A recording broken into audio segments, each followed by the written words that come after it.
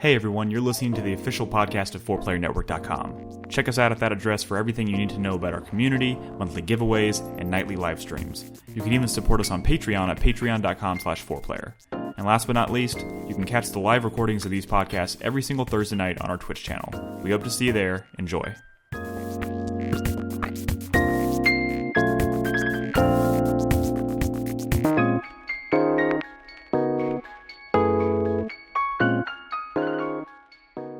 Welcome to 4Player Podcast, episode 759. It is June 9th, 2023. I'm your host, Nick Henderson, joined as always by Brad Simons.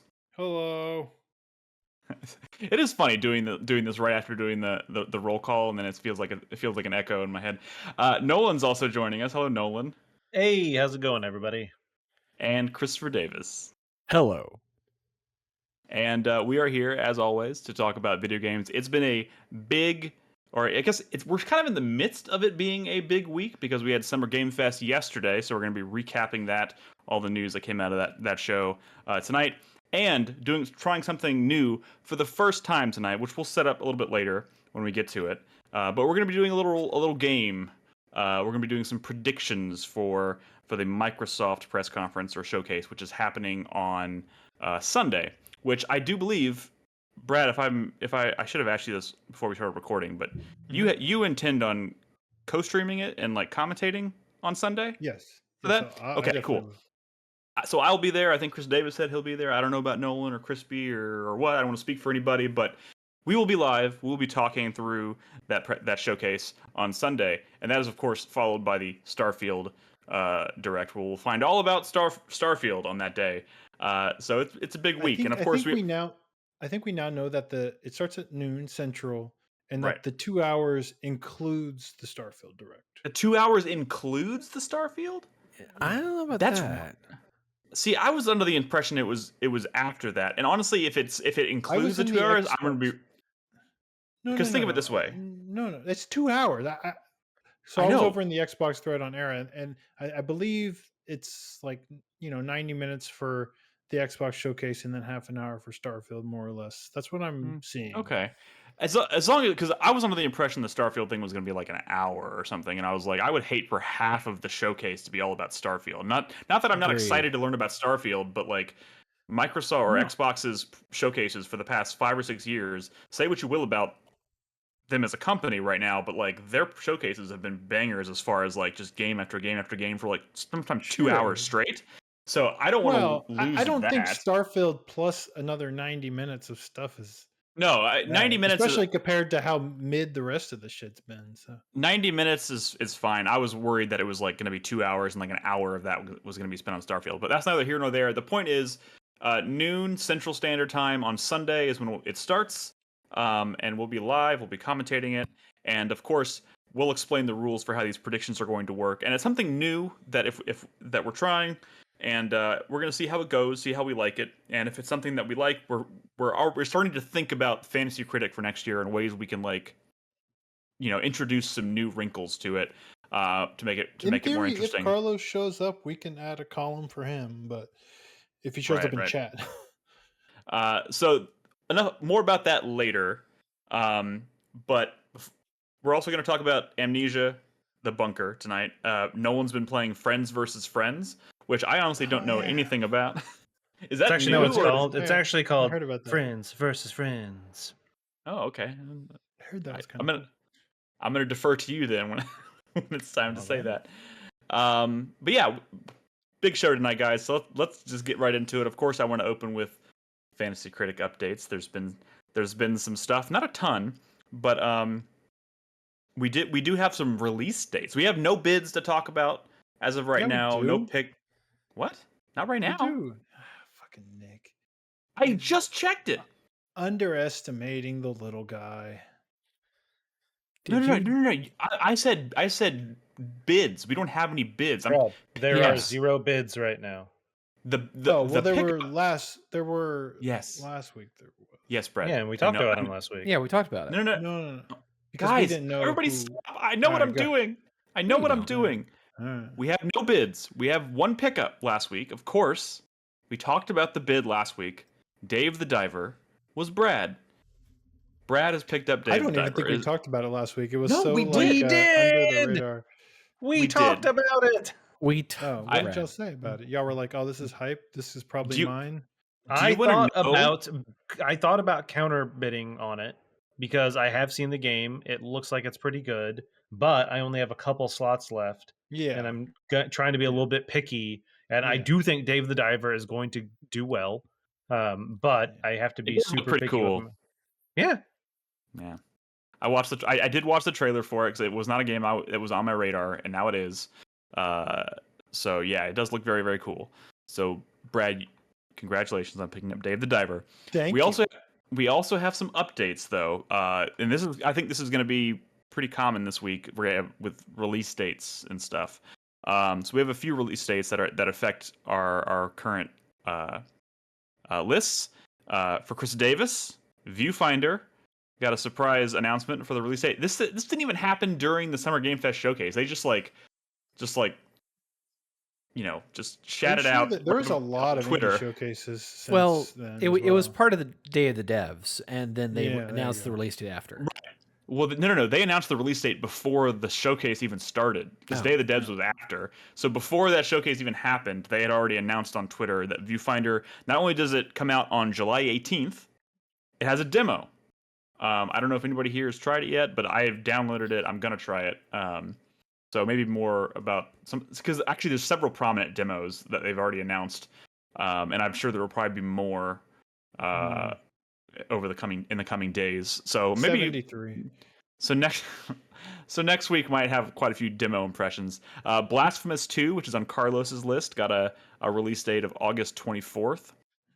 Brad's gonna hit us with a number, I'm sure. Blasphemous. Yeah. What's your guess? 84. Blasphemous 2, 84. Good Okay, pickup. that's fair. And then the other thing, which of course is going to be part of the discussion tonight about the Summer Game Fest recap, because they closed that show with a big reveal for Final Fantasy VII Rebirth, which is of course on my list. I picked that up a few months ago for just a couple bucks on a whim, and I did kind of expect it to slip, but it was one of those situations where it's like I could get it for cheap right now, and if it does hit, it'd be easy cheap points. But it slipped. It is now early 2024, and while that drop hasn't officially processed on Fantasy Critic, it will be dropped from my list, so I'll have an extra slot. So there's that. We have scores update too as well, by the way. Oh yeah, do you have that handy? Yeah, I don't have. Yeah, go for it. I can't remember. It's been so much happening this week. Yeah, well, it's a game you're going to be talking about tonight. Amnesia: The Bunker. It came out and got a 77, so that's 7 points for me. 7 points for Chris Davis. Chris Davis, I'm going to talk about. Have you started the game yet at all? No, I've been playing Diablo 4. Okay, we don't play games. We just bid on them. We just bid on them, and the Viewfinder demo. What is that? I don't even know what that is. So I'm going to be talking about Amnesia: The Bunker tonight, and I will say this: 77 is about, horror games, smaller horror games. I don't even want to say smaller because I don't think it's a smaller horror. It's not. At one point, Amnesia kind of felt like an indie horror game. I think it's kind of gotten out. It's broken out of that. But just horror games in general, I think have such a low ceiling. That's true. I did counter with Amnesia and Soma's scores, which were mid 80s. No. I know you're not wrong. And I'll talk about Amnesia: The Bunker. I personally think Amnesia: The Bunker is pretty special. I'm gonna just say that right now. I'm enjoying the fuck out of this game. But I also can see why it's not gonna be everybody's cup of tea, which usually means, critically that divisiveness is gonna show in the review scores. So, we'll talk about it later. But anyways, I want to get right to it because there's a lot to talk about tonight, and I want to get to these predictions because I'm excited about them. But first, I want to talk about Summer Game Fest because that happened on Thursday, or I guess yesterday. And there's quite a bit of stuff there. And I will say this as kind of a whole. I mean, I guess my question for y'all, I'll just throw out to y'all for those of y'all who who watched it. What did y'all think of the show, just kind of in general? Less mid than last year, I think, but there Last year's wasn't was like pretty too mid. many surprises. We saw stuff that we already knew Lot about, and it was updates. exciting to see. You know, Yeah. Dead by Daylight, Nicolas Cage. Come As- on, Brad. but that was also known actually There were- before the showcase. Yeah, it's You know, there were Prince of some Persia? choices with it, like the very few highs that there were felt pretty all right, and then the lows felt well below mid. well, like, I mean, here's why the is thing. this Those those are the things that fund the show and make them possible. So they're always Yeah. going to be in there. You know what I mean? Yeah. It's a sad truth. So there's never even the best Summer Game Fest. Like if Summer Game Fest came out like next year and it was like, you know, PlayStation showcase at at its peak, in E3 when they're like hitting us with banger after banger after banger, there would still be, for every banger, there'd be like 2 things that make you go, huh? Like what the fuck? Like you're never gonna get away from that. And I didn't, I tried to temper expectations going into it, and I think there were a few things there that I really was hoping to see and didn't see, but there's also some good surprises and a lot of updates that I think got me really excited for stuff, and it kind of reminded me of like, okay, there's still a lot of really cool stuff coming, and it was good to see it. We got a lot of release dates, some demos, so we'll talk all about that. So I'm just, again, kind of like what we did with the PlayStation Showcase the other week. I have a list here. I'm going to run down it. We're not going to talk about everything for an extended period of time, just the things that kind of pique our interest, right? were you looking at Chris Davis when you said that? I mean, I'm looking at all of you. I'm looking at all of you, but I am kind of like out of the corner of my eye looking at Chris Davis. Yes. What did I do? What? You know what you did. You know what you did or what you do. I willed a video game into existence. Is that it? No. You like to stop. You like to bring everything to a crawl so you can tell us all about some game that none of us really care about. Developed in Poland. Well, somebody has to tell these people's stories. No. Now, here's the thing. People tune into our podcast because we're not here to educate the people in every game. We're here to talk to people about what excites us. I so feel hopefully like we I can, have an obligation. But okay. I'm just gonna ask you if it's something that genuinely excites you, Chris Davis, even if the rest of us don't care about it. Of course, by all means. But and asterisks, if it legitimately excites you, you have to have actually played a game in that franchise or series or genre. I feel like he's that is a harsh stipulation, sir. No, that's fair. All okay, right, sorry. Go ahead. We're gonna here we Age go. of Empires joke. All right. Oh yeah. All right. They kicked off this thing with actually something that I thought was pretty fucking surprising. They announced a new Prince of Persia game. Not only a new Prince of Persia game, a new 2D side-scrolling Prince of Persia game called The Lost Crown, which comes out January 18th, 2024, right out of the gate.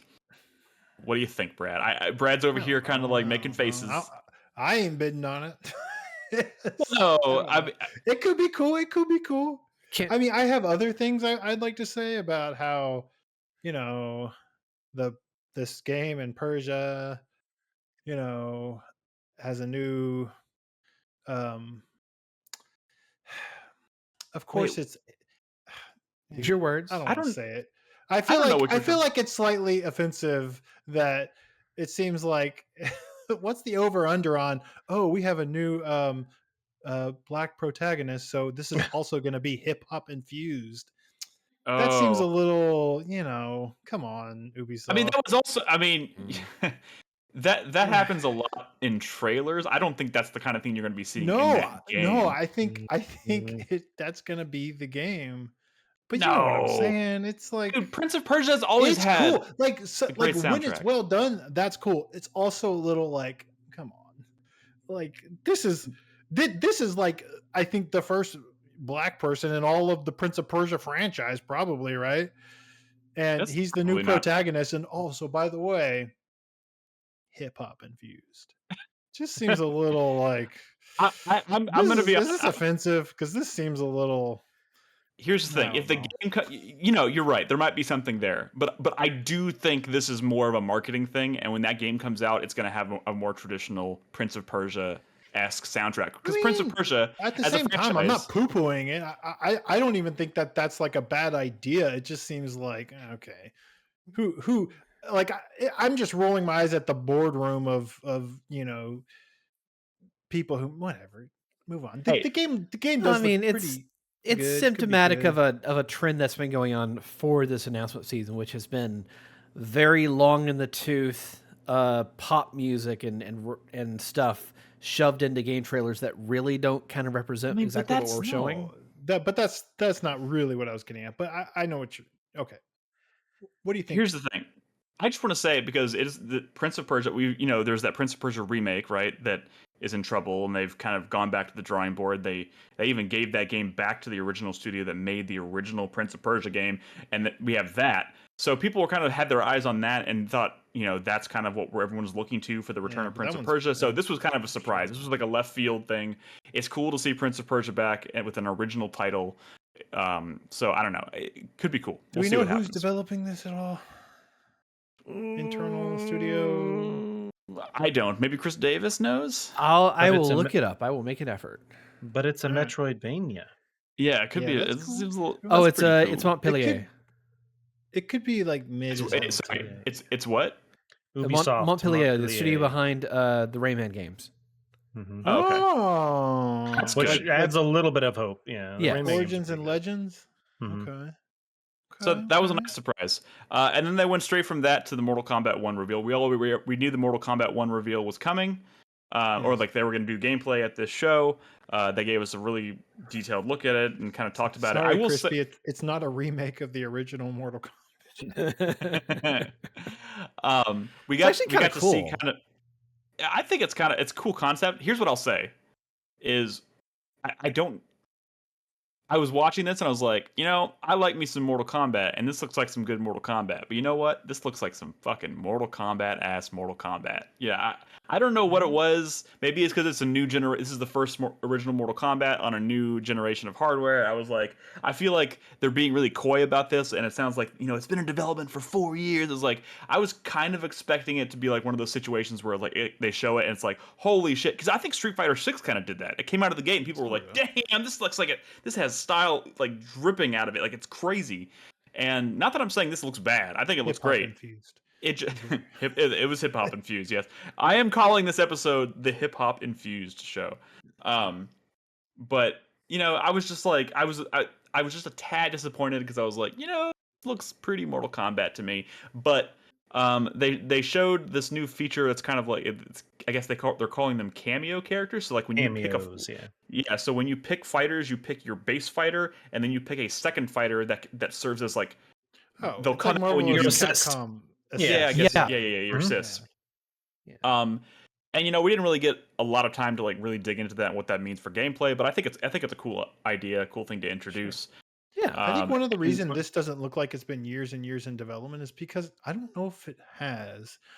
I'm wondering if they were kind of starting up an actual Injustice 3, and then maybe at some point that sort of project got shelved or canceled. I mean, there's so much drama Well, with those don't know. licenses anyways that I could see them going, you know what, let's just do Mortal Kombat. I will say this looks ambitious enough from a like conceptual standpoint, just because like I think they take the lore of Mortal Kombat way too seriously, and that's saying something coming from me, I We're think. not, yeah. But Now like they're the whole thing retconning it. A new In a universe. fun way, though. In a fun Well, way. I think it's a fun idea. Like they're like like Liu Kang is now a god and he is reinventing the universe. So, like all these characters that we've known for years now have different relationships. Like Scorpion and Sub-Zero are brothers. So they're Which they're brings up one of the funniest things I've now seen on the internet is the What? King of the Hill reference. not, Because they're no. brothers, but they weren't originally, right? And Yeah. it's the whole, so are you Chinese or Japanese? Mm. Because originally they were one of each, but it's just the whole, so are you Chinese or Japanese? Oh my. Laotian. Oh my I'm Laotian. Oh, that's a I good. thought that was point. pretty funny. Yeah. But I don't know if y'all have anything else to say about it. I think Mortal Kombat looks great. It just looks like a really good Mortal Kombat game. Yeah. So, Yeah. not much to say there. It's also one of those things where I think it'll look a lot better, like when you get it home and you have it on your TV, as opposed to like, because it's kind of hard to tell like how like next gen quote unquote this looks. Yeah. at a Honestly, showcase. between Mortal Kombat and Street Fighter. I feel like the one that's going to end up looking really good and next gen is probably Tekken, because Street Fighter has a lot of style, but like it doesn't look like It's like the Wind Waker of Street Fighter. It's like it's gonna not look even good in that. like It's not even that like severe. It's got a cool look to it, but it doesn't look like next gen in terms of like tech or right. anything. But It's just really slick art style, art direction. it does. All right. Oh, also Jean-Claude What- Van Damme is Johnny Cage. Yeah, interesting. That's a weird choice, but So- I mean, so there's a story about that going back Yeah, decades. yeah. So. So It's whatever. Fun fact Uh-huh. about Mortal Kombat. Yeah. I've never purchased a Mortal Kombat game in my life. really? But you Is this gonna be the first one, Nolan? I've played other played. people's No, I've copies. played them. No, yeah, I've played it. Even the original one. My cousin had it, but Yeah. I've never bought a Mortal Kombat game. I probably will Mm. not buy this one, if I'm being honest. Fair If I enough. had the opportunity, I might play it, but I'm probably. I mean, not I gonna buy it. bought Street Fighter 6 and I still haven't touched it. I mean, it's installed, but like I've never bought a Street Fighter game. neither have I. That's my first. Street Fighter 6 is the first Street Fighter game. And here's the thing: I know people are probably listening to the show and going, "God, this is 2 weeks in a row now. They've Street Fighter 6 has been out. Diablo 4 has now technically been out for a week, I guess, depending on whether you played it early or not." And they're like, "When are these guys going to talk about these games?" They're just fucking drowning, guys. We're trying to stay afloat. I games are fully expensive intend. and Zelda's Yeah. long. I'm Yeah, the right. only one That who's thing. beaten Tears of the Kingdom at this website. Right. And like we're talking Probably about will be for a while. games that are 50 plus hours, to complete. So we will Yes. talk about Diablo 4 next week. I Yes. promise I you can Um, talk that. about it this week. I just don't have much to say, honestly. You probably All don't right. want to hear what I have to say this week. Let's move on. Path of Exile 2. I think this looked cool, but I don't know anything about Path of It just Exile. looked like Diablo 4. Yes. Which is fine. Yeah, I mean, But because Path of Exile, I feel like it got a lot of like momentum when Diablo 3 came out, and it was all like, oh, this looks like a cartoon now. We missed Diablo 3 when it was dark and cool. And Path of Exile is like, we got what you want. Come play Path of Exile. We're still dark and cool. And the next one, which is all these years later, looks nice and still dark and cool, but a lot nicer. But since Diablo went back to that style, now they just look the fucking same. but okay. So If you could my have told only me that was Diablo, I'd been like, okay. my only question for you is this, because as someone who is still pretty new to this genre, like I'm really looking forward to playing Diablo 4, but I've never touched a Diablo game. Is Path of Exile one of those one of those series? Like, are people positive about it? Whether it's despite the Diablo references Path or of whatever? Exile is like massive. Path of Okay. Exile is a massive like game. It's one of those games that you don't even realize is as huge as it Okay. is because you're not in that world. But it's Right. it's like a war frame, if you will. Gotcha. It's huge. Okay, well, that's coming out July 28th, so that's coming. Next up, Street Fighter 6 and Exoprimal crossover? Are you shocked by this? Yes. No, I mean, no. Capcom does a no. lot of collabs. They do this all the not- time. I know, but Yeah. it's just that's a Like weird one. it so, is shocking that we have Mecha Ryu and Mecha Guile in this when the obvious choice is Mega Man. Like, sure, this looks fun. That is a good Well, then we'll crossover, but like, it's Come on, a Capcom. crossover. you know what you own. Hey, also You we know don't who even know they're if gonna, Exoprimal's they're gonna good put yet. in So, they're gonna do Dino Crisis collabs. It's cool. It'll be cool. It'll be Guys, cool. I just want y'all to assuming know- that game is cool, but it might not. I hope Exoprimal turns out well, but I got offended the first time I watched that trailer for Exoprimal, and they had the audacity to put a character in there that I was like, is that Regina? It looks like Yeah. Regina. Everyone it was was- offended, Nick. It wasn't just you. I was like, what the shit was that? Okay, sorry, the moving on. the director for Exoprimal put out a half-hour gameplay walkthrough today, which you can watch. Yeah, I'm gonna watch that. I bookmarked it. I haven't looked at it yet. Also, just a quick reminder, I posted this in Discord a lot. I know people in the community have posted it a lot, but if you're interested in finding a really good website that just kind of collects everything in one place, it's 2023.gamesrecap.io, which is basically what the old E3 recap site was, but now it's been rebranded since E3's gone. But yeah, they're obviously putting all these demos together. I check it every day during times like this, and it's a really great resource, so check it out. I'll put it in the show notes. Dead by Daylight with Nicolas Cage. We already mentioned it. None of us here play Dead by Daylight. Nicolas Cage, whatever. I played some with the community, Okay, let's but move on. This is it. This is the thing. This I is the wish- thing, Chris Oh. Davis. look, you said at like a statement, nobody here at this website has played this game. I have played this a little game. bit of it. I said nobody am here cor- really cares about this game. Am I wrong? That's not what you said. Okay, I apologize. What I meant to say was nobody here at this website. I was about to say plays because nobody here cares. Okay, whatever. We're moving on. The Witcher season 3. I don't know. Whatever. Okay, this is a. Oh wait, never mind. Oh yeah, this is a surprise for me. Anyways, I don't know if anybody here has been watching it, but Witchfire, which is the game I've kind of been secretly watching for like 2 years now, 3 years now. It's been on my wish list forever. It's like a. It's not pretty, Dark like, Watch. It's not Dark Watch, but it's like a first-person kind of like supernatural shooter. It's not which- Painkiller. No, it's not. But I've always thought it looked really cool. And, back in the day, it was one of those things like tech pieces that made you go, God damn, this is what's going to be possible, in a few years. But it's been quiet for quite a while. And now it has a release date of September 20th. So I'll be playing. Yeah. Well, I'll be early playing- access You gonna release bid date. on that, Nick? Oh, it's an early access release? Oh, Yes. boo, boo, Fuck. boo. Yeah, no, that makes me less excited. Yeah, well, it Crossfire needs to go in Square early Squad. access because that demonstration trailer thing, all the combat felt considerably slow, like obtusely slow for what it I ought don't to know. be. Obtusely slow. Obtusely slow. Okay. Crossfire Sierra Squad got another trailer. But this is the big one.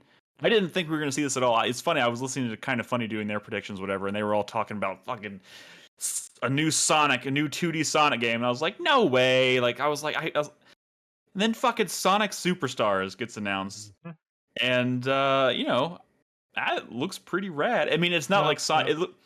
No, What? Dev is bad. Dev is bad. Dev is bad? Abort. Who's the dev? Dev is bad. Who's the Which is Is it dev? not the Balan Wonderworld people. Are you Abort. serious? Yes. Oh, I thought it was like the same team that did Sonic Mania or something. No, it's not the Sonic Mania people. No. They also did that bad Yoshi's Island game that Nolan hates. Dude, that game was so bad. I fucking Yeah. hated it. Abort. Well, I mean, here's the thing. You don't need to I tell watched me that because trailer and I said, "Oh, this is kind of a neat art style." All of this sort of looks a little off, like the animation, the speeds. This doesn't look right. I was getting Sonic 4 energy from this, honestly. Well, I'm going to be honest. I don't give much of a shit about Sonic, period. So I was just saying I was like happy for Sonic fans for a hot second because I was like, oh, this looks like kind of more of the Sonic that I think Sonic fans want. Are happy. There's cum everywhere. They're fine. That last one that made them super happy. All right. Honkai Star Rail. Next topic. Lies of P got a new trailer and a release date and a demo. There's a demo. Did anybody play the demo? Oh, we No, should have not played that yet. for tonight. I Yeah, downloaded that would've it. been I've downloaded so many demos already and haven't played any of them. You see what's happening here? Nick's gonna go all digital, and then the I have that on my shelf is gonna turn into I downloaded it. Yes. Well, no, because my fucking hard drive only has so much space. Brief aside, if they announce a PS5 Pro and it has 2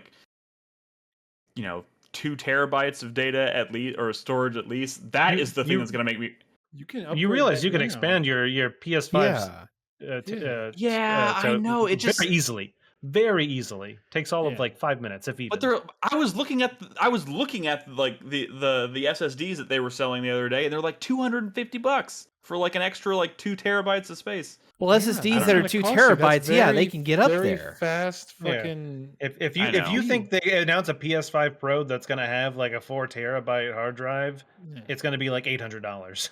Yeah. Like it doesn't matter how big of like a thing a bundle discount they're gonna get. I guarantee you. What is the current PS5? Is it 500. 5 terabyte? 550. It's, no, it's 500. yeah. I'm saying like 100 gigabytes.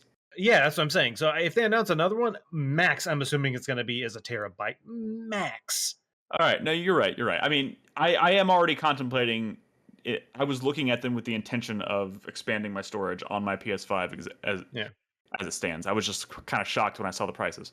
Not to mention, those were the ones that were officially marketed by Sony. And you don't so they're have to probably buy a bit an higher. officially marketed one. You can just find the ones that will work, that are good. Obviously, don't buy a shitty SSD. Also just like look at a few that have good reviews. There are plenty of like Is articles installing it like online. void your like warranty or No, anything? no, Nick, it's literally designed to be that. You literally the top cover, you slide it off. There's a slot with a screw. You unscrew it. You put in the SSD. You screw it back in. You slide the cover back on. You're done. Literally, I haven't minutes. really. I'm just saying, I really haven't done that in quite a while, and I keep thinking about back in the day. You've never done an M.2 SSD, which is admittedly newer technology. He has. His current computer has one because I installed it in there with him. Yes, what I'm saying is I remember back in the day to install a new hard drive, like aftermarket hard drives on like a PlayStation, 3 or 4 or whatever. It would like you would have to basically void your warranty by like unscrewing the panel in the back, whatever. PS5's even under warranty anymore? That's probably a good point too. That's a good point. Whatever. We're getting off topic here. I thought this was interesting. They did a trailer for a showcase inside of a showcase. The Annapurna Interactive is doing a showcase on June 29th. I'm going to watch that purely. I mean, I think there's probably going to be some cool stuff there, but that's probably where they're going to show. I don't trust Annapurna anymore. I think they make bad choices on the games that they publish, namely Storyteller. So fuck motherfucker. This motherfucker. Well, Annapurna's where the two Silent Hill projects are going to be at. So. What? Two? I mean, they're doing. Oh, you mean okay? Sorry. There's Ascension, and then there's that other one. I didn't think Ascension was Annapurna, but my point is, Silent Hill Townfall, which was that kind of really obtuse one, is Annapurna, and I'm almost positive that's where we're going to get our first look, like real look at that game. So I'm going to be watching that. They did some free to play stuff. I'm not even going to name drop them because what the fuck. Alan Wake 2 got a gameplay demonstration, which was surprisingly short, considering how much they were talking it up, and also comprised mostly of stuff that was shown in the trailer. It's literally just there was a big preview event though today, right? No, you're right. There was a big. They're doing a big preview event behind closed doors, where people saw 30 minutes of gameplay, and the impressions coming out of that has been very positive. So but like what they showed on stage was like 5 minutes of like walking around through a forest as the new character Saga. She walks into like a cabin and then gets attacked by that dude, shoots him, and then the demo's basically over. So the early words coming out of those preview sessions have been saying that it's a survival horror game, but it's also has very strong detective elements, like you're solving a mystery and stuff like that. Yeah, and that honestly sounds like this. The more I hear about it, the more I'm like, this sounds like they made my dream sequel to Alan Wake. This sounds fantastic. But based on what they showed on the stage, I don't think there's a lot to talk about here. They just reiterated the release date and all that stuff, and it looks nice. So we'll see what happens. I thought the shooting looked a little soft, but I think that looked. I think that also whoever was I mean, obviously it was pre-recorded or whatever, and like the guy was kind of obsessed with like walking real slow and panning the camera, which is not. But like almost to the point where like, okay, dude, come on. We know it looks They gotta nice. show the stuff off though. I think it'll be a good time. They do, but there is a balance. There is a fine line. There's like a balancing act, right? Like you can do that. You can kind of like pan the camera and catch it. But this guy was spending like upwards of like 10 seconds just standing still panning, and it was like, of course, this person needs to like rein it in a little bit. They're calling this survival horror, but it really does. It really did just sort of seem like Alan Wake, but with the camera Resident Evil style. Right. So the combat, the dodge, it was like this is still very Alan Wake, which is a good thing. But like, is there going to be an inventory? I guess that's the big thing that separates it, right? Inventory management. Yeah, exactly. So we'll, and I'm sure go check out the preview footage or preview coverage and whatnot. There's a lot of it coming out over the next couple of days because people, like I said, there's a big 30-minute preview. The thing that annoys me is that we're sort of repeating history here, though, because Alan Wake is launching up against another really big game. We're getting there. Just hold tight for a second. They could delay this too. Don't say that. Don't you fucking say that. It's super realistic, Nick. Don't fucking say it, Brad. I don't want to hear that shit. I need positivity. I don't want to hear it. All right.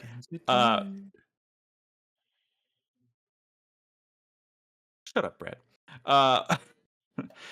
This is a surprise. Warhammer 40k Space Marine 2 got a gameplay trailer, announced 3-player co-op, and it says coming out this winter, which I think a lot of us were kind of counting on that not making this year. That's on Crispy's list. Oh, that's a Nolan counterpick too. Nolan I counterpick, actually took me being sort of down on one that coming out, and two, even if it comes out, how good it's going to be, as sort of another W for Nolan. So if that does come out, I don't know, it's still going to be lame. I don't know. I think it looks kind of. Here's the thing. I think it's going to come out. I think it's going to maybe cap out around 80, which means Nolan will lose 10 points. You mean like the ceiling is 80, right? I'm Saber saying, Interactive. Yeah, I think it's probably going to be maybe more realistic, like a 75, but like a really good 75. Yeah. But if it like gets up to about an one. 80, if it gets up to about an 80, that's 10 points off of Nolan's list. So what is the highest game that Saber's ever led? Okay, project. This is someone in chat looked that up, not y'all. Continue. All right. Sorry. There's a new Go ahead. What is it? I was gonna say I watched that trailer, and I realized they changed the voice actor for Captain Titus, and I was really put off by that. 2 out of 10. I did not care. Super Chris Davis. Yeah, but that's cool. It's a personal problem. Wait, didn't you not care about Sam Fisher though? You care about the Space Marine guy, but you didn't care about. Oh, I cared the fuck about them switching up Sam Fisher. I'm the one who. I knew it was Nick. I just wanted to hear him say it. Let's all shame him. Shame. Did you know that Michael Ironside was in the latest season of Barry? Really? No, I did not know that. Good for him. I'm not caught up on Barry. It's pretty good. There was a new indie game called Yes, Your Grace Snowfall, which I think looked very much like a Brad joint. It looked kind of like. I mean, there's been a couple of Yes, Your Grace games. Yes, Your Graces. Yeah. Oh, I didn't realize this was not the first in a series. Okay, interesting. Is that in fact a Brad joint? I've never played them, but I've heard good things about it. Or there's like it looks cool. I don't know if there's one or two, but I've definitely am familiar with one. I was trying to figure out what to compare it to because I was like, I feel like it was giving me like Banner Lore or Banner Saga vibes a little bit, maybe. Yeah, I don't know. Sure. Yeah. Here's an interesting one. John Carpenter's Toxic Commando. What is up with that? What is that? I don't know. It's not a well-produced games, right? Last thing. Fear 3's John Carpenter. It's Saber Interactive. It's the studio behind the World War Z games and Space Marine 2 at the same time. This is also Saber. Oh, yeah. Saber is World War Z? Yes. Yeah. People like World War Z. So, they do. They do. Yeah. But this just looks like World War Z with cars. All that well. Yeah, I was like, is World War Z one of those? Do people like World War Z the way people like Days Gone, where it's like critics didn't like it, but like, okay, maybe I should play World War Z. Well, it's still like a co-op. It's like a Left 4 Dead. Yeah, no, I know. Yeah, but it's a really good one of those, I think. So Baldur's Gate 3 got a 1.0 release date of August 31st, which I think everybody was kind of expecting August anyways. Oh no, this has been known for a long time. Not the date though, not the exact. No, not the month. I think they had said like going into 1.0 in August, and now we know it's the last day of August. I could be wrong on that, but I feel pretty confident about it. But whatever, doesn't matter. It looks good. Also, keep in mind, I was writing this down kind of around I was at work trying to like multitask here and write stuff down as it was happening, and towards the end here, it was getting hard to split my attention. So if I missed anything of significance, that's a keyword, of significance, please let me know. Spider-Man 2, they didn't show anything new, but they came out, they showed the box art, and they said there was a couple, they announced the release date, which is, oh my god, why didn't I write that down? October 20th, I believe. Yep. October 20th. So like 3 days after Alan Wake. 3 days after Alan Wake. So it looks like I poop socked Alan Wake 1 for Red Dead Redemption. I'm going to poop sock Alan Wake 2 for Spider-Man 2. So that's fun. But October is fucking jam packed, guys. It's insane. Kind of like this month is, by the way. Stuff will get delayed. Yeah, as long as it's not Alan Wake 2. That's all I'm saying. They showed Final Fantasy VII Ever Crisis. I'm gonna be honest. I was watching this thing thinking like, did they just like pivot and completely change the style of Rebirth because they couldn't make it work on such a big scale? And then I was like, oh, I'm looking at a mobile game. Never mind. Yeah. No, I don't know what that game is. I was kind of confused. No, it An keeps old changing its mobile art game that style. Was Yeah, that this their game- way of like? Was that their way of like poking fun at the fact that Final Fantasy VII's art style, like models changed like a dozen times over the course of the game? You know, No, I don't know. it was It- just them trying to get a visual throwback to the original game. This came out last year. oh, Yeah, We've already how did it spent have- too much time on it. How did okay. it come out last year if it's about to be in beta? it's an episodic release of them doing interpretations of the original storyline of Final Fantasy VII.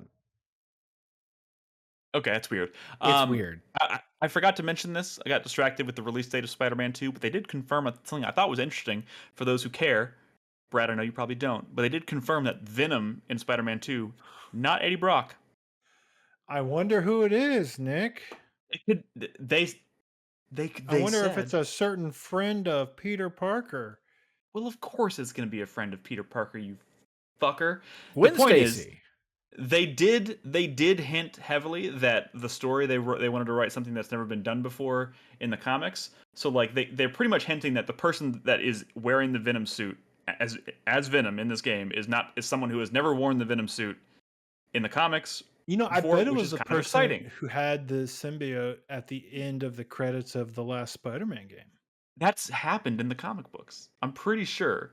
I know what you're alluding to, Brad, and I'm pretty sure that's happened in the comics, which makes me think that that's all kind of a red herring. I don't know. But the point is, it kind of got me intrigued. I think from a story perspective, I'm really eager to see what they do with it.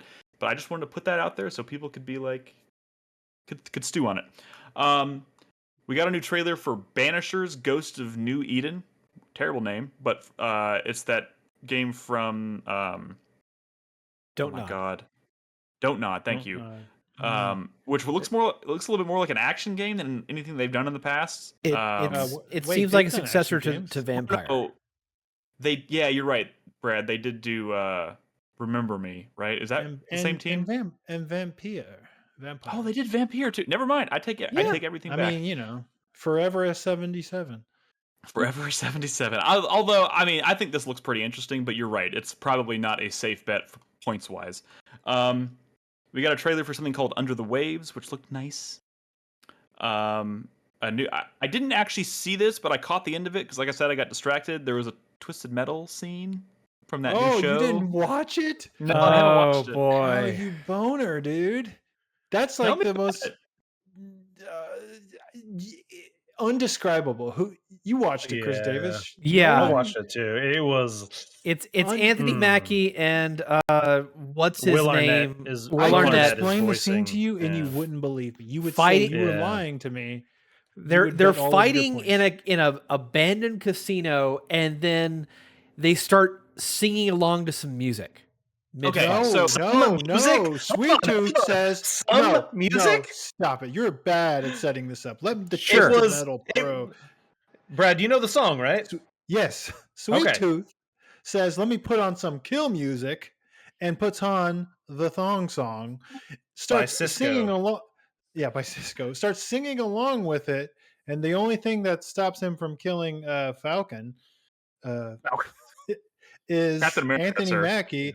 Is that Anthony Mackie also knows the lyrics and starts singing along with him, and then they get into an argument as to whether. Does Sweet Tooth believe him that he actually likes the thong song? And this was tragic. Yeah. I have a Even- question. They even joked, "Oh, we should be in our cars or something." Like yes, maybe for a trailer as well. What the fuck? Had they is this? shown even a second of car combat? Yeah, well, no. I mean, in that No, I very don't think first so. teaser, there was like a car, but There was a car with guns on it, but like there wasn't. oh combat. my, this was insane. This was absolutely Yeah. insane. How did this even get? Why are they making a Twisted Metal show? That's insane. Brad, It is I, a long dead franchise. I'm going on out on a limb here, and I'm gonna say you're gonna watch this show. No, well, I mean, come on. He's gonna watch the highlights on YouTube. Is what's gonna I'm happen. gonna No, watch I it think because Brad's gonna it's watch it. it's like watching a train wreck and happen. What if it's uh, good? Obtusely slow or whatever train wreck. I will say though, I am curious. Well, never mind. Continue. What else is next? Okay, so I know there's probably a couple things in between the Twisted Metal thing and the finale, but I didn't write them down. Is there anything of significance between that and the finale? Well, how about Like a Dragon Fortnite. Gaiden, the man who erased his name? Oh, which got a date. Which got a date, Yes. yes. Which is when? Yeah. Is it September? Is it another September release? No, it's November 9th. November 9th. Okay. Yeah. The other big thing, which was not mentioned at the thing, but this came out yesterday, I guess, or after the show, was that they're not doing a physical release of that game either. So it's kind of it's like Alan Wake. They're I was saving that for foregoing. my 4-player minute. Yeah. Oh, sorry, Mm. didn't mean to fuck you up. You can still ring it up by all means. I just Yeah. wanted to mention it. And of course, they wrapped up so after teasing the Final Fantasy VII Rebirth thing and then making some like some bait and switch about some DoorDash coupon or something, got people all riled up. Then they showed a few of the Don't trailers fuck and then wrapped up the showcase with the re-reveal of Final Fantasy VII Rebirth, right? Which like I said, is coming early next year. This looked okay. One, I think this looked really good for like what we expected. Knowing what we played of the first game, knowing what that is, and knowing what they had to do following the leaving of Midgar. I will say that like the world does kind of look like big zones. I mean, that's what Final Fantasy is now. Anybody expecting Final Fantasy to suddenly go back to like Final Fantasy 7, 8, and 9 generation where it was just one big open world with you running around, it's not going to happen. Sure. It's never going to happen. First of all, I feel like you're already sort of defending Final Fantasy 16, which is no, fine. I mean, dude, Secondly, Final Fantasy 10, Final Fantasy 12, Final Fantasy 13, Final Fantasy 14. No, 12 is not So- like 12 is more open than you. 12 had some pretty big open areas. So and that's what all don't of get, these have. Don't right? get me wrong. So yeah, for sure. So hold on. Let's take a step back. What do you mean by big open area?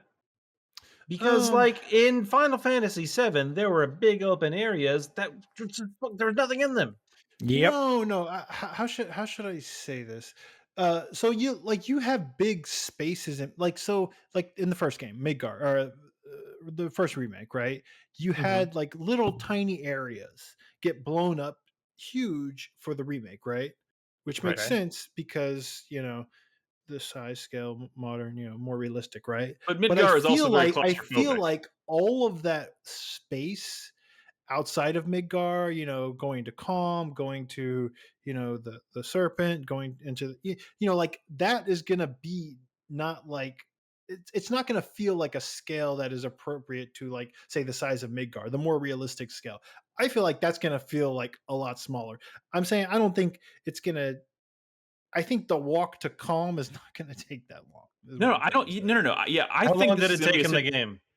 It didn't take in the long original in the game, but And now you're mad that it's but- not going to take long in the new one? No, but I'm saying like Midgar was this huge city. And Sure. When in like comparatively, like the amount of space between like that and Calm, would have taken like days or whatever to travel to. Now I don't want it to take days, but I'm saying I want the scale to feel very large, and I what want I'm to need saying is- vehicles because that's what you. That's They're Final probably Fantasy going to have VII. big open spaces, but it's probably going to be a situation where like the journey from Midgar to Calm, you're running around this big open space, and then when you leave that area and it goes to a loading screen, it's going to treat it like a bunch like more ground was covered, more time has passed. So when you arrive in I'm Calm, saying I don't even think it's going to be like Final Fantasy 15. I think it's going to be more like fucking Dragon Quest. I mean, I don't know. We'll see. I don't know. I think it'd be more along the lines of if we're talking about like world traversal and stuff like that, I think 10 is a better model to expect. I was gonna say 10. No, I think would 10's not be realistic, surprised. man. I think it is realistic. But like Yeah. bigger. I mean, it's going to be bigger than. I'm 'cause thinking it'll more be open bigger than for sure. 10. I think it'll be more open open than 10, but I But think it'll also feel more alive and rich than 10 because in Yeah. 10's big open areas, there was kind of not a fucking lot there. It's also only no, so much you can do on a sure. PS2 20 years ago. Well, yeah, exactly. Sure. But that's what I'm saying. And so These were the honestly, I don't challenges know. they had to deal with, right? Like these No, are the for things we sure. knew they were going to have to deal with, and we knew they were going to have to make. Yeah. Like, there's going to have to be changes made to make things. I don't think work, you're going to so... be using the tiny Bronco to get around, and that's No. what I'm saying. No, I'm I mean, thinking like, there's not going to be one giant open space that no connects airship, everything. you know. Yeah, you are going I to mean, be. But you Final could Fantasy- do Final Fantasy 15. But see, I don't know what, when I look at this trailer, I didn't see, like, I feel like they would have shown us those angles. It didn't feel like the big, huge open spaces in even Final Fantasy 15. It felt more like the spaces. Here's what you of got to remember: Final the Fantasy first X one. had an airship. You just didn't use it. You didn't use No, it the I same know, way I know. you use That's it not what I'm in talking about. Like, I'm sure 7. there's going to be an airship in terms of the story. I'm saying I don't think we're going to be flying around that world. No, No. Even though of you course did not. in 15. You did in 15. I think the realistic I can't scenario even is remember. for us to be just selecting locations from a menu and pressing a button, and we go there. I don't think it's going to be that, but it's. I do. I mean, you're going to be able to fast travel probably far before you get a fucking airship, and it's not even. All right, we've talked It too looked much about good this. though. It looked good. Like It did look good. like it. There was a lot of like the new shit. This is the new shit. Final Fantasy, but it was still very like nostalgic, right? Like for like, Yeah. there was still some old Final Fantasy shit in there, and it's the music was good, and I mean, I don't know, man. This one kind of got me. I'm excited, honestly. Oh, yeah. I'm Honestly. excited too. I think that I'm sad first that it slipped. game was good. Yeah. Honestly, it was good. I am sad that it slipped because that would have been really good. That would have been some good eating as far as points go, Yeah. I think. I look forward to but here- battling for it next year. But hey, here's the bright side. If I lose, if I get 6th place, doesn't that mean I get first pick next year? Is that what we're doing? I mean, I assume. I don't know. We'll figure it out. But anyways, that's it. That sums up the summer Game Well, Fest show. On behalf of Crispy, who is not able to be here tonight, I would like to point out that amongst everything that was announced tonight or that day, there was a new Star Trek game. Oh yeah, no, I saw the Enterprise What? show up in a trailer, and then someone walked into my office, and I had to like pause it. So I completely forgot to write that down. What is it? It is called Star Trek Infinite, and it is a strategy game. Oh, okay. What kind of strategy? Does it look good? I mean, it was a cinematic trailer. It told you nothing.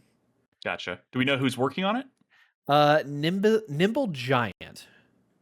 They're I don't know that. Argentinian. Their last one they did that was a strategy game was a remake of Masters of Orion, Okay. which is Okay. yeah, Like a Space 4X. yeah. Okay.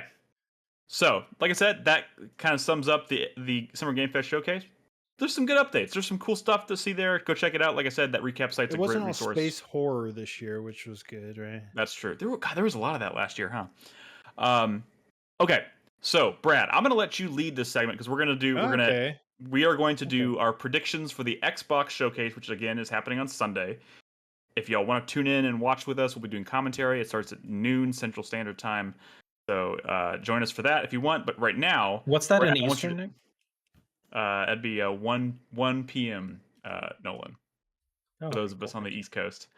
Is my scorekeeper ready? That's what I need to know. Prince. Yeah, Prince of the Universe. Prince of the Universe said he was gonna kind of, and again, we're not calling him a scorekeeper. He's transcribing our answers. So why don't you go ahead and explain to the people what this hold is? on. I just real quick want to jump in, and I don't mean to be a stickler about these things. Uh-oh. But as someone who works with times a lot in my job, you said Central Standard Time. We're technically in Central Daylight Time right now.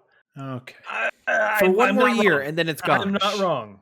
All I had to do So was just say Central Time, and I wouldn't have Which is fucked what I myself. do. I never say daylight or savings. I always say Central or Eastern because it makes it very simple. But I just, as a stickler, as someone who works with time zones and databases, it's kind of important. You're such a stickler, Nolan. But we're not going to worry about this time next year. Okay. Which is going to fuck my job over. Again, but anyway, and again, I want to let everybody know we're trying. This is something new. We're trying it for the Yeah. first time, and we're starting to toy with ideas for how this might play a role in our Fantasy Critic next year. So consider this kind of a dry run, and if we like it, if y'all enjoy it, we'll see how it goes. Yeah, Brad, it would be take it unfair away. to fuck with this year's since it's already well in play. But so this is someone inspired by kind of like the betting special stuff they do on Easy Allies, and sort of like a pared down, more simplified version. I kind of wish we had done something like this before the Sony showcase as well. But this is all going to be Xbox showcase related, which we will be streaming live or commentary on Sunday at 12 Central. Whatever time, whatever Nolan said. Uh, and so I'm going to run down. This shouldn't take too long. Because the answers to these questions are pretty straightforward. The idea is we did not prepare for this. Outside of you Brad not putting prepare. together the questions, I prepared the questions. You are going to give the answers. I'll give an answer too. I'll go last, I guess, because I mean, I don't, you know what the questions are. Yeah, I know what the questions are, so I'll go last. And they are such that me knowing the questions doesn't really give me an advantage, as you'll see. They're sort of just like, will this happen at the showcase? Then we're going to watch the showcase. We'll kind of tally up all these points at the end and see who has the most points. And if we like the segment, maybe we'll do it, say before the next big Nintendo Direct or whatever, And just to give people an idea, because in the future. To give people an idea of how this might play into like a Fantasy Critic kind of situation, it might be like when we do these for like big events like this, whoever has the most points wins, and everyone else has to like, give the winner like $1 or $2 of their budget or something. So like maybe little things like that to kind of just like shift stuff around throughout the year outside of just the regular maybe bidding like a small stuff. advantage. Yeah. Okay, so we're gonna start this first part. Is going to be just 1 point if you get the answer right. We're not going to know the answers until Sunday. You're just going to say yes or no or give me a number. So is Crispy around? If Crispy's around, we can go ahead and put his answer in here as well. Otherwise, I guess we could just get it after the fact. But I'm pretty sure I did see Crispy. So I'll just go ahead and start. And the first question is, will Microsoft announce the purchase of a new studio at the showcase? So I guess who answers first? No, just give your answers and just make sure we're not talking over each other. I want to make it easy for Prince's. Oh, okay. I want to make it easy for Nick, Prince to. So the order I have is Nick, Nolan, Chris Davis, Crispy, and then me. Okay. I will say yes. Okay. Absolutely. Nolan? I missed the question. Can you repeat it one more time? Announce the purchase of a new studio at the showcase? Oh, yes. Very much. Chris Davis? No. Okay. Feel free to change your answers. No, I don't think it's happening. No. I'm saying anybody who went before you. Crispy is not in chat. I'm also going to go no. Oh. Okay. I'm also going to go no. All right. I'll tell you why, but I feel like that might be. We shouldn't get into the weeds. I'm going to go keep no. this segment kind of short. We don't want to go too long. So yeah. Okay. Will we get a shadow drop from a non-indie game? I'm thinking of like Hi-Fi Rush, huge success for them. I'm not saying it has to be like a AAA game. Are we going to see a non-indie shadow drop? Yes or no? No. No? I will also say no. No game. Okay. Wait, what do you mean no game? There were rumors going around that we're going to get the Hi-Fi Rush expansion. Shadow drop. Yeah. So some of these we might have to debate like after the showcase to see. I mean, I feel like it's a situation where like Chris Davis should still say yes or no, and if he says yes, but they announce like an expansion and they shadow drop it, that would be like half a point. That'd be like half. Yeah. I'll go no. I'll go no. So Chris Davis, are you still saying no, or are you saying yes, thinking that it might not be a full game? These are all 1 point, by the way. These are all 1 point. If we're doing just games and not DLC or expansions, then no. Okay, so we're all no. I didn't really specify, if we do, but sure. Yeah. I think it has to be a game. In the spirit of Redfall, oh God, I spoiled the next question. Will they say the word Redfall at any point during the showcase? No. We got to know. We got to know. No for Chris me. Davis? No. Nope. That's an easy one. Not even like an Chance. apology or No, No, no. they're not going to apologize. They're sweeping this shit under the rug and they're moving on. not even the word Redfall. Allowed. No. I don't Will think it they. appear on like a graphic? I don't think What? Arcane has All right, that's not even. the question. That's I not can the see it question. on a graphic. I can see it on a graphic. This is but allowed. I don't think. This is allowed. Yeah, They I'm won't go- say I'm- allowed. I'm yeah, going to go no as well. I'm going to go no as Nobody's well. gonna mutter the words Redfall. All right, next question. Will they spend 10 or more minutes on Forza Motorsport? 10 or more? 10 or more minutes on Forza Motorsport. No. Brad, it's actually pronounced Forza. Forza. And the answer is so Chris no. Davis can understand. I'm gonna go with no. I'm gonna say it's gonna be pushing 10 minutes, but I don't think it's gonna go over 10 minutes. Ooh. 10 I minutes think is it's a going to long be time. sub like 6. Really? You think so? This is like their big game for the fall. That's fine. All right. Chris Davis, I'm going to say a hot no to that. 10 or more. Should I switch it to 9 to make it a little spicier? No, I can switch just it here. no. If No, you no, put no, it no. at like 5 and with the over under on 5, that would be I spicy. think- but I think from the start of like the mentioning that this is their new game till the next segment, I'm gonna go yes. I think 10 minutes is realistic. Okay. Okay. I think, All right. I think we don't know Green much does a about yes. this game, and they're gonna spend a lot of time. Trailers, conversations. I say yes. Okay, Brad, Prince of the Universe wants to know some clarification on your answer to the indie question. Was it no? Was your answer no? The non-indie Shadow Drop, I also go no. I also go Okay. no. All right, All right. what's the next question? All right. How many times, and this is a number answer, whoever's closest, it could be above or below. How many times will they say the word Game Pass aloud? When you say allowed, you mean ALOUD, right? Not allowed as in out loud, OW. out loud. It Okay. can't be written. It's got to be said. Spoken word. Spoken word. I'm gonna say 17. Okay, Nolan. I was going to go 12. Damn, I was going to go Chris 12 Davis. too. Like, what if they could be any numbers? Like, I was also going for that one very specific number. I mean, y'all could both say 9. 12. What are the odds? Y'all could both say 12 if you really wanted to. I'm going to but, go 9. you know.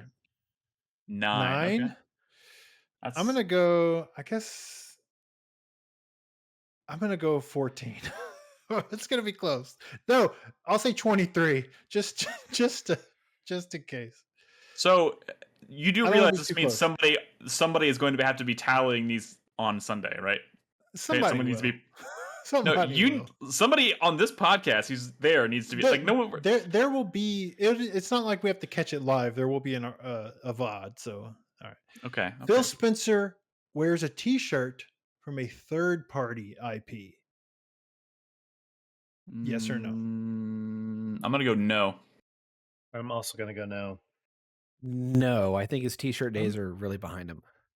Are they? Oh, really? I think he's going to wear a t-shirt, but I think it's going to be first party. I'm Yeah. gonna No go. Wait, you don't think he's gonna wear a shirt? No, I'm saying his like using shirts to like hint at reveals is those days are over. Oh. Is this this is a stage show? Yes. And it's I'm probably gonna go yes. recorded. I'm gonna go Yeah. yes. Well, yeah, I know But- it's recorded. But it's on a stage. Has he not done that in a while? I'm gonna go yes. But you said specifically third party. Mm-hmm. Third, as in not a Microsoft first party studio. Yes, IP. What Okay. if it's a third party right now, but they announced that they acquired that studio in the show, and it now is a first party studio?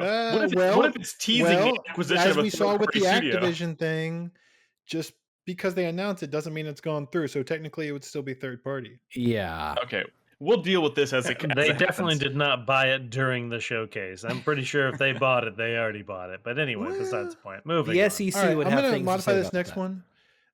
Oh no. Okay. In person, Hideo Kojima. Yes or no?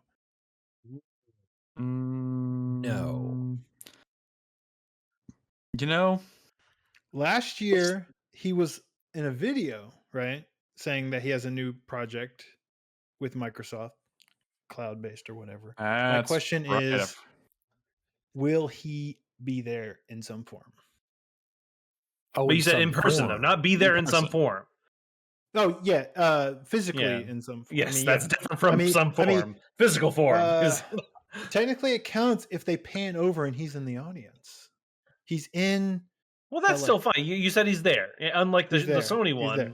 right? In the Sony one, he was on video. He can't be there in a Zoom call. Is what you're A saying? real world camera points at Hideo Kojima, and he's there.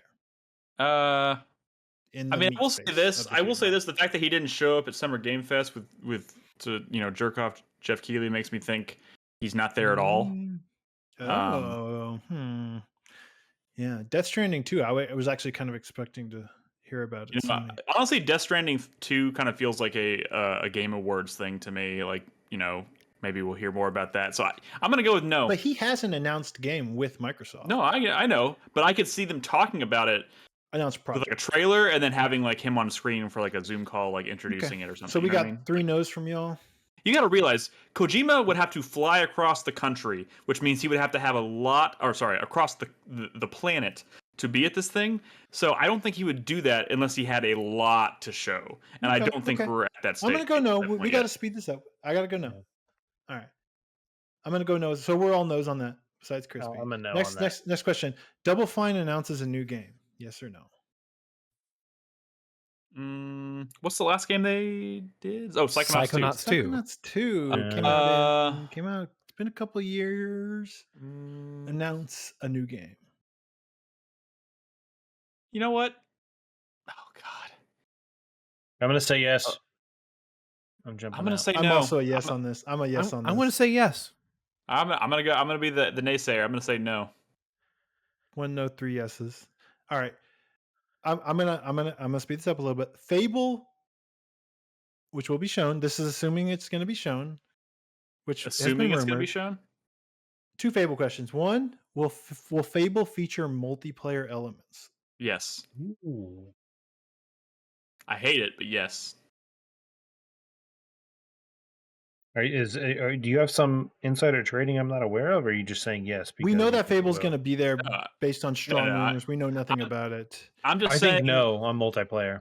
I'm saying yes because it's the team that made Horizon.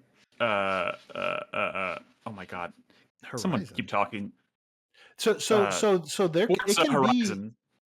So like it could have multiplayer elements, but this question assumes that it is going to be mentioned or shown at the showcase on Sunday. I'm gonna go with no. Chris Davis? Because Fable 2 and 3 had co-op, and they really played those up back in the day. 2 had co-op? I thought that was 3. Did? I think it was just 3. Okay. 3 had co-op? 3 did, yeah. Well, we're living in a post-Redfall world. I'm gonna say yes. Here's the it's thing. Not an enthusiastic yes, but I'm going to say yes. If you think they're going to start walking back plans to inject multiplayer into games, that means they're not going to show Fable at all. No, it'll be there. But remember, if they don't show Fable, no, gets the point because they didn't show multiplayer elements. I'm going to go yes, just because for the chaos, right? I want Nick to be sad. All right, next question. Assuming we see Fable again. No means no would be a point if Fable's not there. How many farts will there be in the Fable footage /trailer? Farts. How many farts? I'm gonna go with one. One fart. One fart. One fart. This one has to be dead on for you to get the point. I feel like. I'm gonna say 0 farts. 0 farts. I mean, if it doesn't have farts, is it even really a Fable game? 2 farts. How many chicken chase us? I'm gonna go 1 fart. 1 fart. There's got to be 1 fart. It's British humor. Yeah, it's a staple. It's a staple. All right. Next question. Pretty simple, straightforward. Will Perfect Dark be there? When you ask that question, are you talking about a certain capacity or just in general? Just in. We will. It has to be more than a cinematic trailer, which is all we've ever seen from this game. Oh. I'm gonna say yes. Even there at all, honestly. Even there at all. I feel like, yeah. Will it be I'm gonna say all? yes. I'm gonna go with the group and say yes as well. I'm gonna go no. I think that project might be dead. Okay. All right. Will there be did Prince, do you get all the one? I think Give us Nolan's. What was your answer? Perfect Dark. I said yes. Okay. Will there be gameplay in trailer, demonstration, whatever? Gameplay. We see in-game gameplay, even if it's like a cinematic cut of Indiana Jones by Bethesda Machine Games. You know what? I'm gonna say yes because I feel like this would be the perfect time to show it with the movie coming out at the end of the month. Yeah. Yeah. Gameplay. It's not the That's game tough. I want them to show, but it's the game they are going to show. I mean, I think I'm gonna say I they're swear to gonna God. show a trailer, and in the trailer on the bottom text, it's gonna say not actual gameplay. Ooh. Yeah. If that's the truth, Nolan would get the point. No, I'm going with Nolan on that. That sounds right. Wait, so you're saying no, Chris Davis? You're changing to no? The question is actual gameplay. Yeah, actual gameplay. I mean, I'm there gonna go doesn't with have to no be a UI, but it has to look like a character in a world. You know what I mean? I'm gonna live dangerously here. I'm saying yes. I'm gonna be an optimist and say yes as well. I would I'm love hopeful to too. see. I am absolutely They hopeful. they need this stuff. Does Everwild? This is the next one. No. Does Everwild exist? No. Or will it be there? Will it be there I'm gonna say no at all? at all. Not gonna be there. Rare's Everwild. Nolan. Nolan, Chris Davis. Hold on one second. I just pulled up a video called "What the Hell's Going On with Everwild." Hold on, let me look at. It's from a year ago though, so I'm gonna look at it real quick. They went back to square one with that game after they first announced it. I'm gonna just do the odd man out strat and say yes. Okay. Okay. I'm gonna go no. I don't think it's gonna be there. Okay, so the last God. thing Rare was working on was that Sea of Thieves expansion. You don't have to reason it out. 2 We've years already since answered. I'm giving have you 4 my answer, seconds to which give is an yes. answer. You have 4 Yes. seconds. Okay, there we go. Yes. All right. 1,000 times yes. Next question. State of Decay 3. Will that be there? Oh Yes. Oh, yes. that's I'm gonna tough. I'm gonna go yes. It's been so I will also long. say yes. I will also say yes. I want it to be there. I want it to be. We all want it to be there. I'm gonna go. I think it's got to be more than cinematic as well. Spirit of this question, right? They've already shown. I mean, the first cinematic. one we've already gotten one. Yeah, we've seen a completely cinematic. Yeah. I don't think they'll do a completely cinematic trailer again. I'm gonna go yes. I'm gonna change this. So we're all yeses. Yeah, Yep. I think when I say for these last two, we have to see more than like. Oh wait, no, I think Microsoft already said there's going to be no purely cinematic trailers. Okay. Oh, For so first that's party true. They did products, say yes. that. They did say that. So that kind of I'm changes gonna things say- when I'm you gonna think say about yes. the I'm gonna Indiana say Jones question and everything. All right, here's a doesn't it? tough one. Here's a tough one, and I feel like it's one where we're going to have to run a poll with our community afterwards, maybe even Twitter. Hit as many numbers as possible. Obsidian's Avowed impresses more than Starfield. Oh. Do you think we're even going to see Avowed? Well, I mean, if I'm gonna you go- don't I'm even gonna think it's going to go- be there, then go no. I'm gonna go with no because I'm only saying no because we know literally almost nothing about Avowed. I don't have enough information to. Well, to we decide know whether I it's think a it can we be- know it's a first person Skyrim like type game by Obsidian. I know, but like I don't like it. At this point, I'm that game saying could be- afterwards, that game- the vibes on Avowed have to be better than Starfield based on a I community. know. I'm just saying. To me, Avowed still has the potential to be. It could be amazing. It could be like the next Skyrim, or it could be the equivalent of that, like Immortals of Avium, like like that new IP that just like does absolutely nothing for me. Like I don't know. I'm gonna go with no. I'm gonna. With that logic, couldn't Starfield be the next Skyrim? Yes, it could be. But the question is, So, do you think no the from gaming Nick. community at large will it be more Just into going Starfield? based on what we're going to see on Sunday, I'm going to say no. Okay, because we're gonna see a lot of Starfield on Sunday. I'm going to go no just because we are going to see a lot of Starfield, but I'm very hopeful for Avowed. Sure. No. I say no for two reasons. Number one, Bethesda, it feels like it has that pedestal that its games are placed on, where it looks better. Remember though, By the- people hate Bethesda right now, and remember Outer Worlds, how much mileage that got out of people hating Bethesda, which was also an Obsidian game. I still think there's going to be that rose-tinted glasses going on. The other thing People is love that Elder Scrolls. the other thing is that id Software is directly assisting with the combat of Starfield. So Okay, well, we'll talk about that on Sunday. Next question, real quick. Hellblade gets a date, a 2023 date. Yes or Yes. no? Ooh. Yes. I drafted it for this exact reason. I'm saying yes. Yeah. Ooh. I don't think there's any chance in hell that we don't see that game. And it could get delayed later. Sure, of like course. games do. That is a good point. That is a good point. They could announce it for like showcase. November and then I'm delay guessing- It doesn't have to be a specific day, but if they say like November 2023, that counts. That's I'll go as a yes date. then. I'm gonna I'll go go one yes. further. I'm gonna say it's gonna be September. Okay, well, you don't get double points yeah, if it you don't, is. no, you don't get it. So yeah, if they just say Hellblade and at the end of the trailer they say 2023, that counts. It's just got to be a 2023 date. All right. Okay. Next one, Silksong gets a date. Yes or no? Oh wait, No. Yes. wait. I'm sorry. I'm a yes on Hellblade. Sorry. I am a And yes as Chris well. Davis? Okay.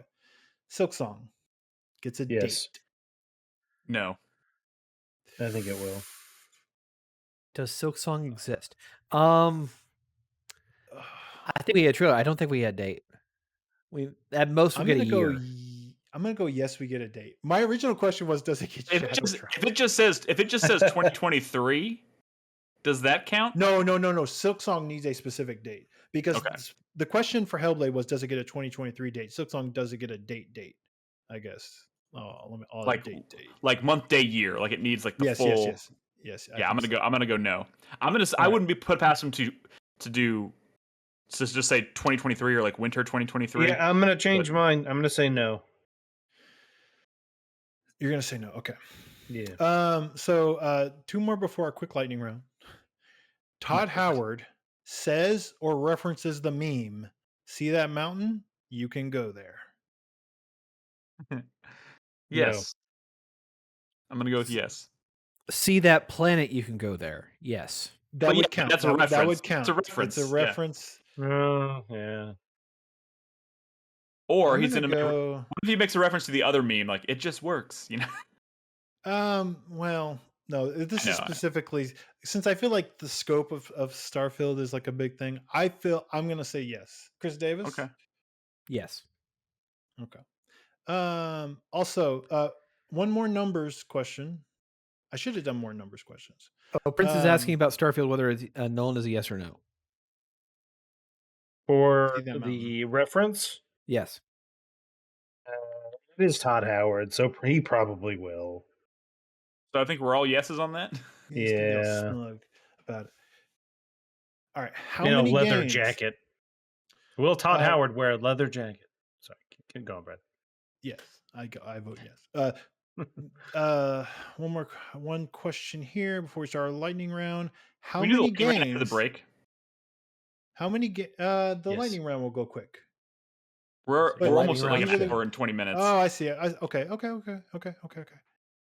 I mean, it's a lightning round. Okay, you just go. All right. Go. Keep going, Brad. How many games will have February dates at the Xbox Showcase? God. 2. Okay. 3. Okay. Are we including Microsoft and third party? Yeah. The question everything- was how many games will have anything- if dates? dates are shown, how many will be February? Fuck you, Anything at the Ed. showcase. 2. I'm gonna go 3. Okay. So 2 2s and 2 3s. If we see a date in a trailer and it says February, that gives you points. Okay. Okay, real quick lightning round. These are I dubbed this the optimism round because the chance of these being there I think are slim. So here's how it works. If your answer is no, you get 1 point. If your answer is yes, you get 4 points. 4 points?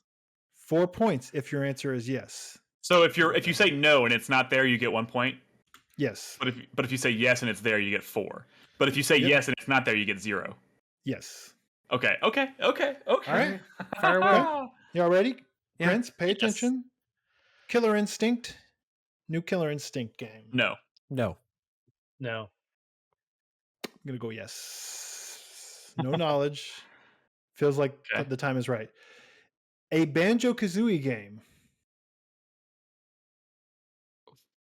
Any form of Banjo-Kazooie. Is this what we think or what we want? It's I what think it's. It's what you think is going to get you the points, baby. Yeah, you're weighing the points. 1 point or 4 or I'm going to 0. go no. I'm going to go no. Yeah, You I'm gonna going go for the no safe as points, or well. you gonna go for the no? I'm gonna go no. I think. Oh, Hold on, God, just- that I would was be lightning, but such real a quick, W. I think Tears of the Kingdom is going to inspire them to make another one, but I don't think we're going to see it on Sunday. Next That's a good point. Yeah. Any gonna have to form go of no on this Banjo-Kazooie. Anything form, whatsoever. But It has to be a can't game, though. Yeah, that can't be a cameo be in a some other cameo. game. It has in to be a another game. video game. Yeah, Okay. I don't In care some if it's like a. I don't care if it's like a farming sim where you play as Banjo and Yeah. Kazooie. Like it's got to be a Banjo Kazooie game. Dude, imagine a Banjo Viva Pinata crossover. I'm saying That'd be no. I'm gonna Breaks say my no on heart, but Banjo. no. Okay, I think we're all Lightning knows round. Prince. lightning round, Halo, baby. Keep going. a Halo spin-off game. Any No. Halo game.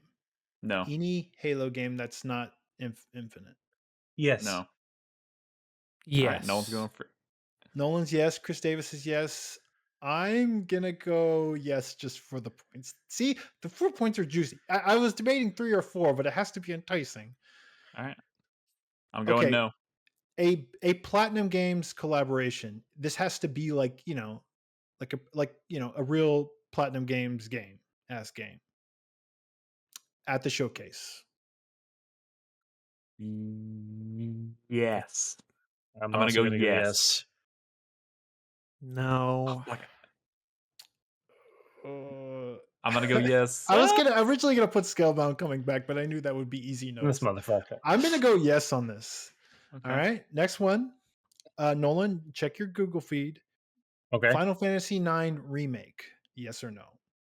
That is. Ooh, this would be a weird place for it to show up. Yeah, but I'm gonna say would- no. Would it though? Yeah, I when they're think it not getting would. 7 remake or 16? You know, no, I'm No. not saying it's. I'm not saying it's outside the realm of possibility. I am just saying, in retrospect, afterwards, if it does show up here, it'd be like that's kind of weird. I'm gonna go yes. I'm gonna go Wow. yes. No. We have a no, a yes. Chris Davis Final Fantasy 9, right? remake. 9 remake. No. Yeah. The long That's not the rumored, Final long Fantasy game they're NVIDIA gonna show. listed. For people listening, we're not just pulling this out of our ass. Like this was on the Nvidia leak. It's been rumored for a long Yeah. time. It's all but confirmed at this point. So I wouldn't be surprised if Xbox wants to get a little taste, a little bit of that Final Fantasy God. juice. I'm gonna go yes. I want it to be true. All right, next one. Evil Within 3. Yes or no? No. Yeah, no. Too early. This no. one could just be a tease. No, They you're said right. they're not going I'm to be showing any No cinematics. cinematic. Okay. I'm gonna go no. But that might just be first party stuff though. Okay. This is a I have- very long I have lightning next- round. Star Wars Eclipse. No. That's the Quantic Dream Star Wars. Yeah, game. Quantic Dream one. No. No. I'm gonna go no. All no's on that one. A new Fallout game. Any Fallout IP game from any Xbox studio. No. I'm gonna go no. I would go yes. Okay, we got a no and a yes. I'm also gonna go yes. Okay, 2 yeses and a What no. is an Exile doing? Yeah, that's the thing. What is an Exile doing? I don't know, but you know what it is? Not Fallout. I'm gonna go no.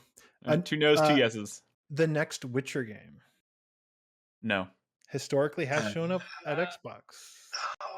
Not It's too Witcher. early. I'm gonna say no. I think they learned their lesson from Cyberpunk. I don't think they're gonna show anything this early. CDPR is going to show off Phantom Liberty. They're not going to show off Witcher.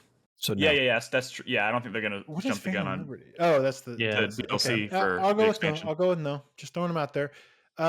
Here's an easy one. Grand Theft Auto 6. No. No. No, all no's. Easy points. Take Two owns that shit. They're not going to do it at anybody Monster else's Hunter event. World 2 You know, there were a lot of people Slash- who thought that was gonna show up at Summer Game Fest. / 6th Gen. So we have a Capcom event on Monday. I wouldn't be surprised if they show. I'm gonna say yes because they could show it at Xbox and then go do a deeper dive on the Capcom thing. I'm gonna go yes. It feels I'll go right yes to as me. well. Yes. I can't say no to Monster Hunter. I think Brad just shit his pants. All He right, did. one last one in the lightning round. I have a Castlevania video game. No.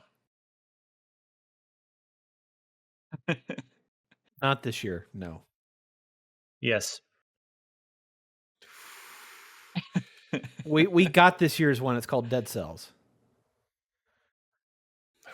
Don't take the bait. Don't take the bait. I'm gonna go yes. He has to follow his heart. He has to follow his heart. There's been rumors. There's been rumors. I added one real quick. Judas. No. Yes. Judas. Yes. I would love to see Judas? Judas. The new Ken Ken Levine Levine. Bioshocks. They showed a trailer for it like a year ago. Game Oh, Awards. yeah. Game Awards. I'm gonna say no. That feels like a Game Awards thing, and they'll just keep it. They'll reveal the gameplay at Game Awards or something. I don't know. I hope that game shows because I'm really excited for it, especially now that I'm playing I'll go System no. Shock. All right. I'll go no. All right, now we can take a break. Okay. I know this segment went long. We don't have a ton of impressions, guys. We have Amnesia. We have Friends versus Friends, or as Nolan put it, what's it called, Nolan? Friends versus friends. Exactly. We'll talk It's all about that. cadence. And of course, we'll wrap up the show with the 4-player minute. So don't go anywhere. We'll be right back.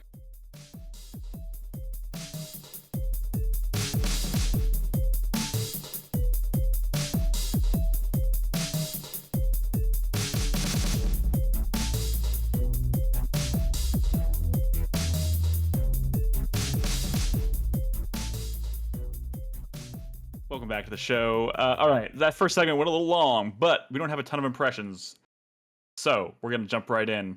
I want to talk about Amnesia: The Bunker. Like I said earlier, Chris Davis, I commented on it a little bit while you were during the Fantasy Critic update.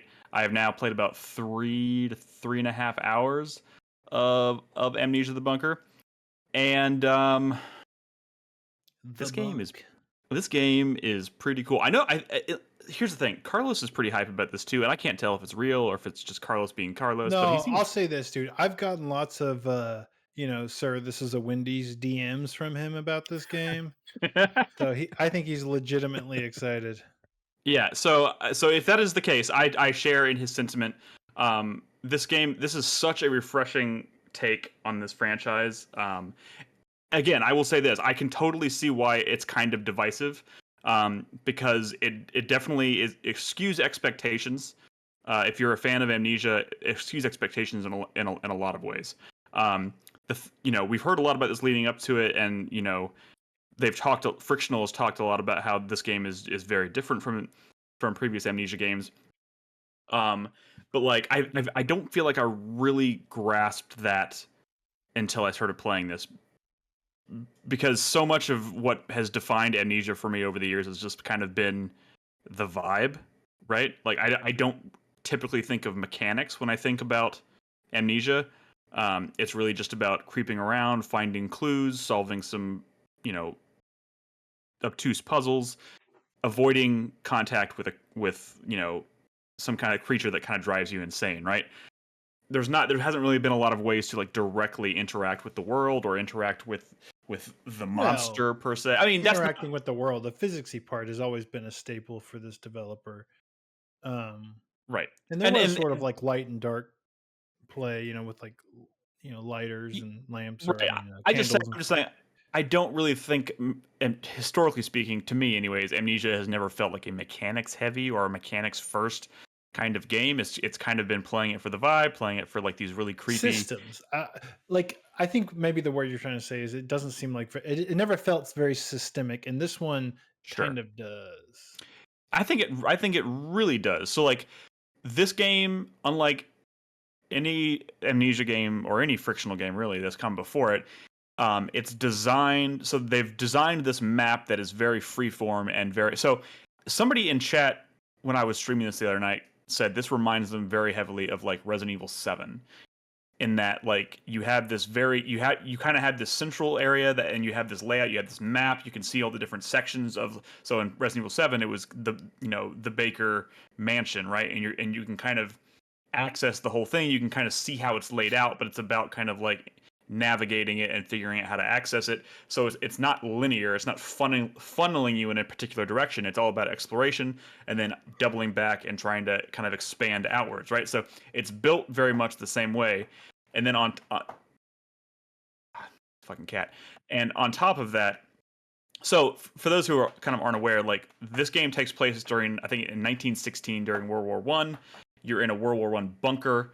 And you wake up in the medical wing. Everybody's gone.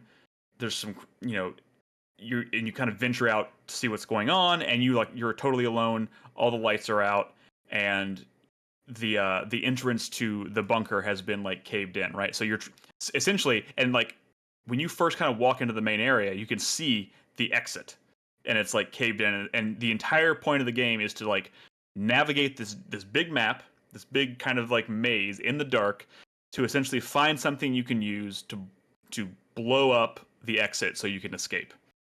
And the systems that kind of come into play, because it's very non-linear, so you're being hunted by this creature that like burrows in the walls, and as you're walking around, you can see these like holes in the walls where something has obviously clawed its way out, and they're just all over the place, right? So you're walking around in the dark and you can see these holes, and like if you make too much noise, you could draw its attention, and that creature could potentially come out of that hole and chase you.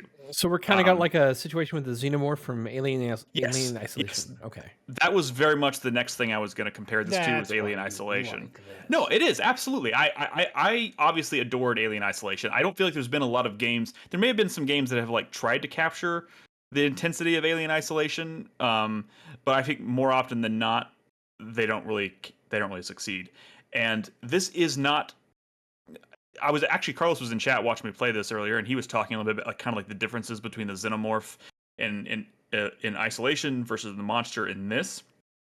And there are some differences. Like the monster in this, I feel like, believe it or not, this monster is a bit more aggressive when he actually decides to show himself, because he doesn't show himself a lot. You can hear him a lot, like in the walls, and it's actually one of the really cool effects is like if you make a noise. You can hear him kind of like skittering through like the ceiling above you, and you can see like the dust kind of like falling from the ceiling where he's running and stuff. But that doesn't always equate to him popping out and trying to kill you or whatever, right? So there's a lot of like holding your breath, going, "Oh my god, is he gonna come out, or is he just like messing with me?" But on top of that, they found really creative ways to like really ratchet up the intensity, because the one thing they give you is a flashlight, and the flashlight does not have batteries, so you're not having to deal with batteries. It's one of those ones that you have to charge by pulling the crank, or like the little string, right? So and when you do that, it makes that really loud, obnoxious like whirring noise. So, and it only lasts for each like full pull. You only lasts like, I don't know, 5-6 seconds. So like it's a constant trade-off of like, I can't see shit, but if I pull this string, there's a good chance I'm going to attract this creature. So like there's the intensity there.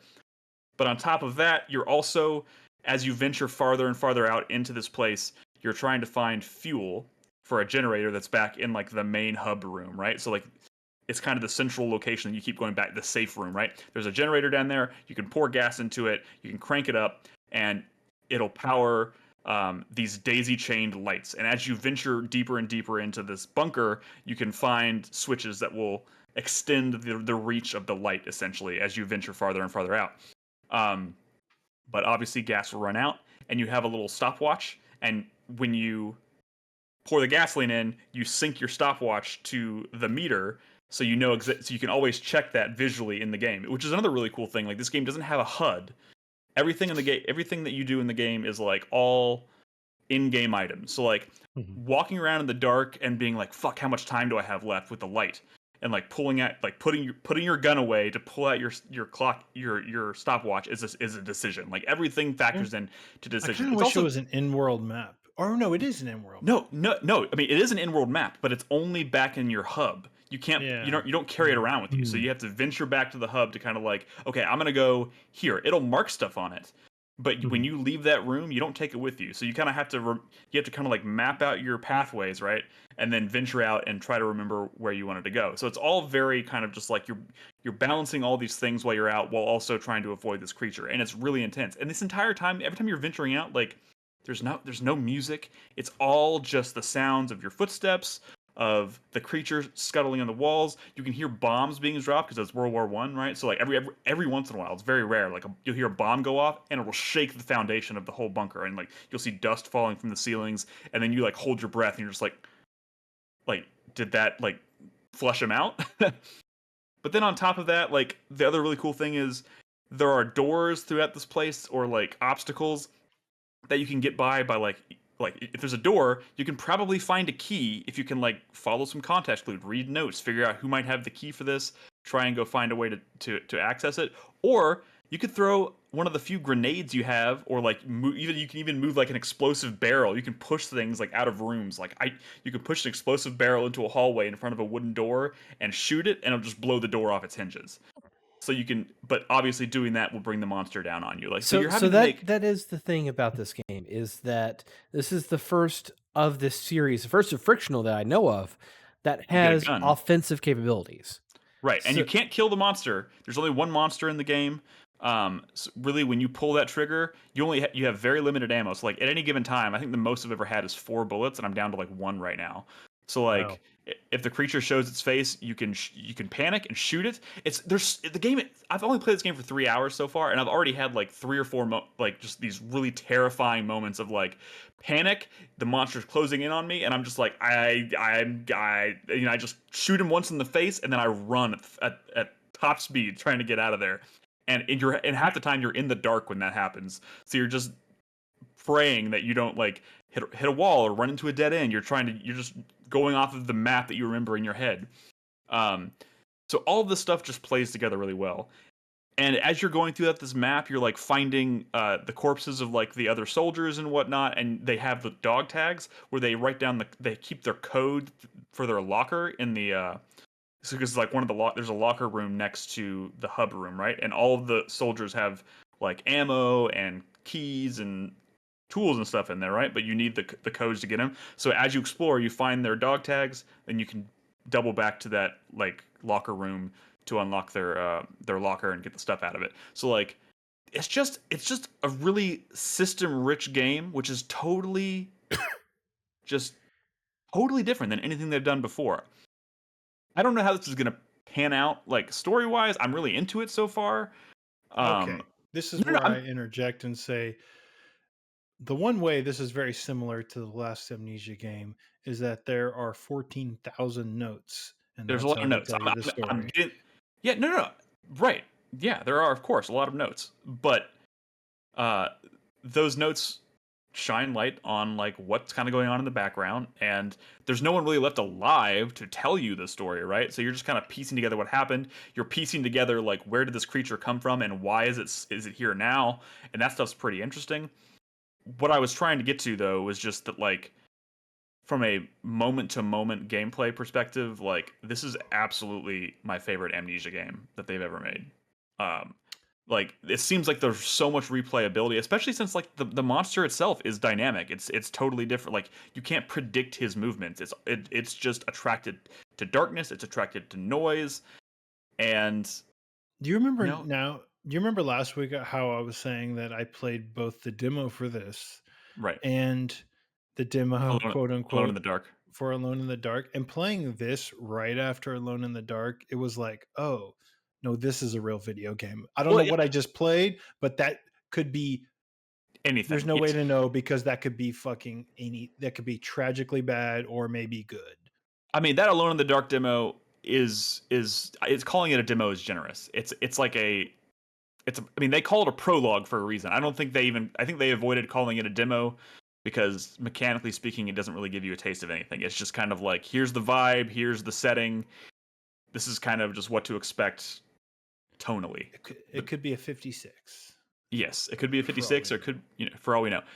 This, I understand this, the mid 70s scores, just because I feel like horror in general is a very subjective thing. Some people don't have the patience for this kind of horror game. I mean, I feel like the same thing kind of happened with Alien Isolation, but Alien Isolation I think had like the brand recognition to go with it and whatnot. One thing Carlos has compared this to is he's been calling it a first person Darkwood, which Darkwood's an indie horror game that he really loves, and I think it's more because it's systems driven. And Darkwood is a game that actually got really good scores. So, I mean, this feels like it's a game. It's a game very much. We talk about what's the difference, like what defines a survival horror game, especially in regards to like Alan Wake 2. Like they talk about it being a survival horror game. It's like, well, what does that really mean? And I feel like this does a really good job of kind of like really illustrating what survival horror means, because it's all about survival. It's all about making decisions, managing your inventory, and avoiding death. So like this is like survival horror in my opinion, kind of like drilled down to something really pure. And to see it happen in a series that I've always really, really liked, like Amnesia, is really great. And as someone who's adored Alien Isolation and has been wanting a sequel for years, this is the closest I think we're ever going to maybe come, or at least anytime soon. So I can't recommend it enough based off of what I've played so far. Did you actually read reviews, or are you just speculating why people might have given? No, I've read a couple reviews, and I didn't read a bunch. I feel like you always assume that I don't actually read reviews before I talk about it. No, just on this one specifically, you were saying that you think that maybe it's because of, I don't know, the friction or whatever, the systems. I mean, you do spend a lot. I'm wondering if you read that, or if there's maybe something that you don't know. I mean, you're only a few hours into the game, right.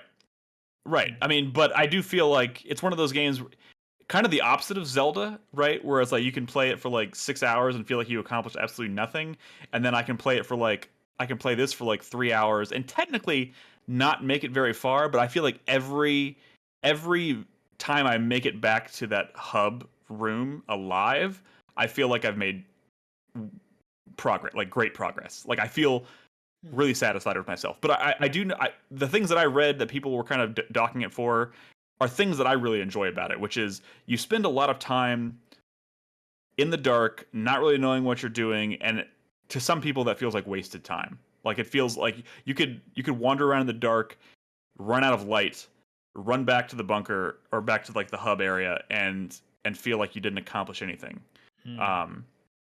Does it do the teeth chattering thing that was in Dark Descent? Because I mean, that. So the teeth chattering. I mean, there's not really an emphasis on like losing your sanity in this game like there have been in previous ones. Yeah. I have noticed that kind of monster.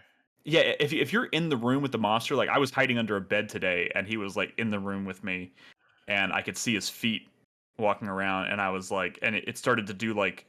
You started to like hear your breathing. You can hear your heartbeat.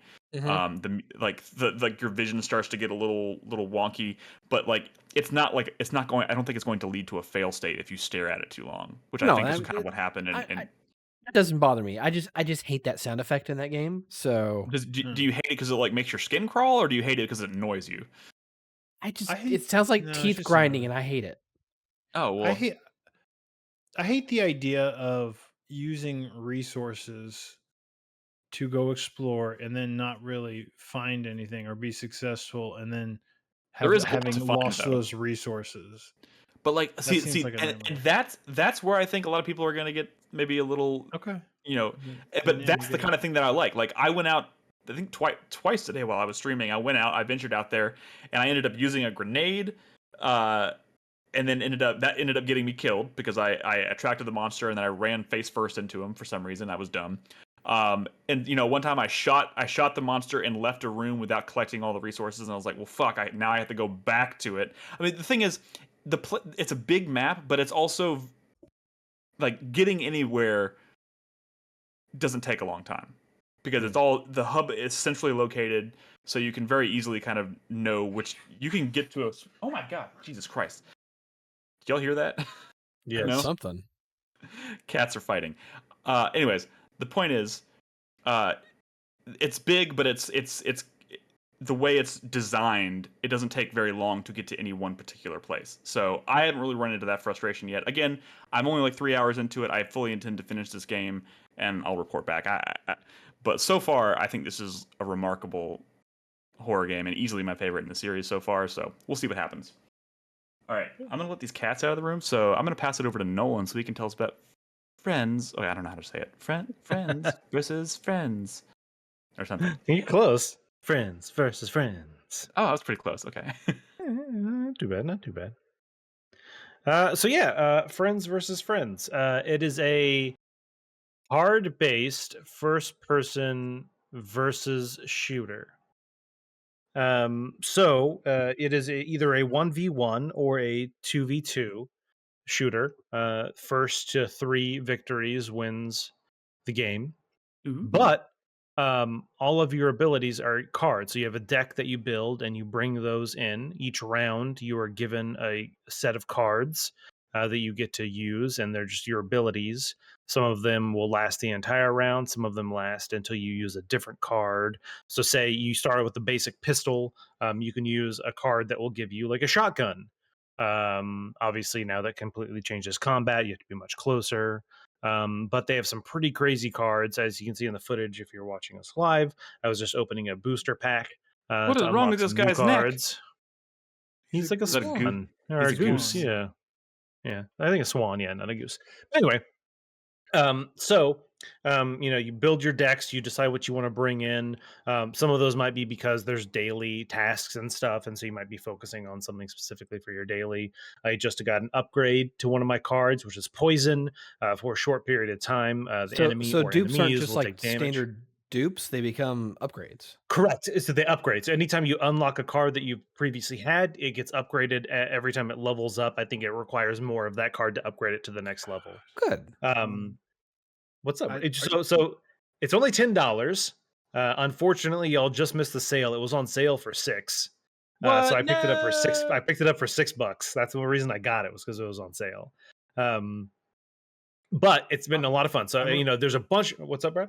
I'm ready to see the gameplay because what you've Yeah, described, I get to it in a second. I get to it in a second. Or 2v2 deck-based versus shooter is. It sounds like you're describing Phantom Dust. Oh no! Yeah, which is exactly what Phantom Dust is. Yeah. Well, Brad, for $6 or like $10, you can find out. $10. Yeah. But anyway, so the thing is, there's lots of different cards. There's so many different cards of different things. There's cards that put out turrets. There's cards that let you throw bombs. There's cards that are sticky bombs. There's cards that will make you do like a ninja move. So the next time you take damage, you turn into a log. But then you actually disappear. So now the enemy can't see you, but you're invisible. Yeah, like Naruto. So they shoot you. You don't take damage. You turn into a log. You're now invisible. Not 100% invisible, like 95. You can still see them like a shimmer if you look really close. Here we go. But then you get to reposition yourself. There's lots of different ways you can tie cards together. There's a card that's called garbage, and what it does is it fills your opponent's like hand with a bunch of garbage cards, and you can combine that with a card that turns all of your opponent's cards invisible. So they don't know what their cards are. They're all blank. They can't tell. And so when they try to use one of their cards, maybe they accidentally use some garbage instead. There's a whole lot of stuff. So it's a very fast-paced game. I probably lose a lot when I'm playing. One of the biggest downsides I will say about this game is I don't think the player base is big enough right now. And so the matchmaking is not the best because you'll often... Yeah, I am playing with randos. So I'll often, I'm level like 8 or 9, and I'll often get, get someone that's like level 15 or something. So obviously they've unlocked a whole lot more cards than me. They have a little bit more on their arsenal, a little bit more advantage over me. But every once in a while, I do pretty well against someone who's higher. It just really depends. But yeah, so the more I've been playing it, the more I've been enjoying it. I'm constantly trying to unlock new cards, because the thing is, you'll get to see other cards that maybe are going to be in your future. So if an opponent ever uses a card, it now becomes known to you. So you're aware that this card exists. It's just obviously not in your deck yet. So there are cards, there's like rubber bullets. When you use that, your opponent does less damage to you. I don't know the exact percentage, but it greatly decreases the amount of damage. But here's the thing that kind of makes it interesting: is every round you get dealt more cards. So if in round 1 I use 0 cards, I have all the cards from round 1 plus whatever I get dealt out in round 2. So So it you becomes can decide when to hold on to your cards and when to... exactly. There are definitely times where I've just been like, I spent everything, and I'm like, dude, I really want to fucking win this round. Either it's because I've already won 2 and I just need 1 more to win, or I feel like I'm going to lose. Like like if they have won 2 and I'm only 1-0, I definitely just go all out because I might as well, because either I'm going to lose right here or I might make it to the next round. Right. So there's a lot of different things you can do. There's a lot of like kind of nuances. There's like I said, each person kind of starts with a basic pistol. So there's little like tricks you can do. So there's a one thing that does like a bullet time, so everything slows down. And so sometimes I will often use that to my advantage when like I'll notice they're about to be out of bullets and about to start reloading. I go into bullet time. Well, now they are very slow to reload their gun, and my pistol's full, so I'm just popping off headshots while things I have are a moving question. slowly. And this is not necessarily just strictly to this game. I mean, it's because I just don't play enough online shooters these days. But like in a game where you're playing competitively against another player and you use bullet time, how is that presented to the other player? Because if both players are subject to the slowdown, time, doesn't that just give them the same advantage it gives you? Correct, but that's why I'm saying you get to choose when it happens. Oh, okay. I guess that's... So if I know that they're about to start reloading their gun and my clip is full, well, now they are slow to reload their gun while I am... Yes, I'm not going to shoot off like 15 rounds. I'll probably only get 3 or 4 rounds off. But I can make sure... a moving truck? Yes, so there are varying maps. This one, if you fall off any map, you die. But this one, you have to be very careful about where you're landing.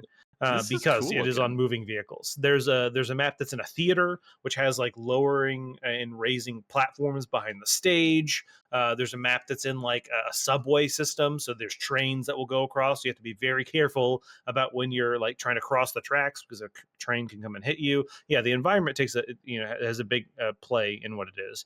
But yeah, so many different cards that do so many different things. I just recently unlocked a card that's like vampire. And so every time I shoot an enemy, I regain a little bit of health.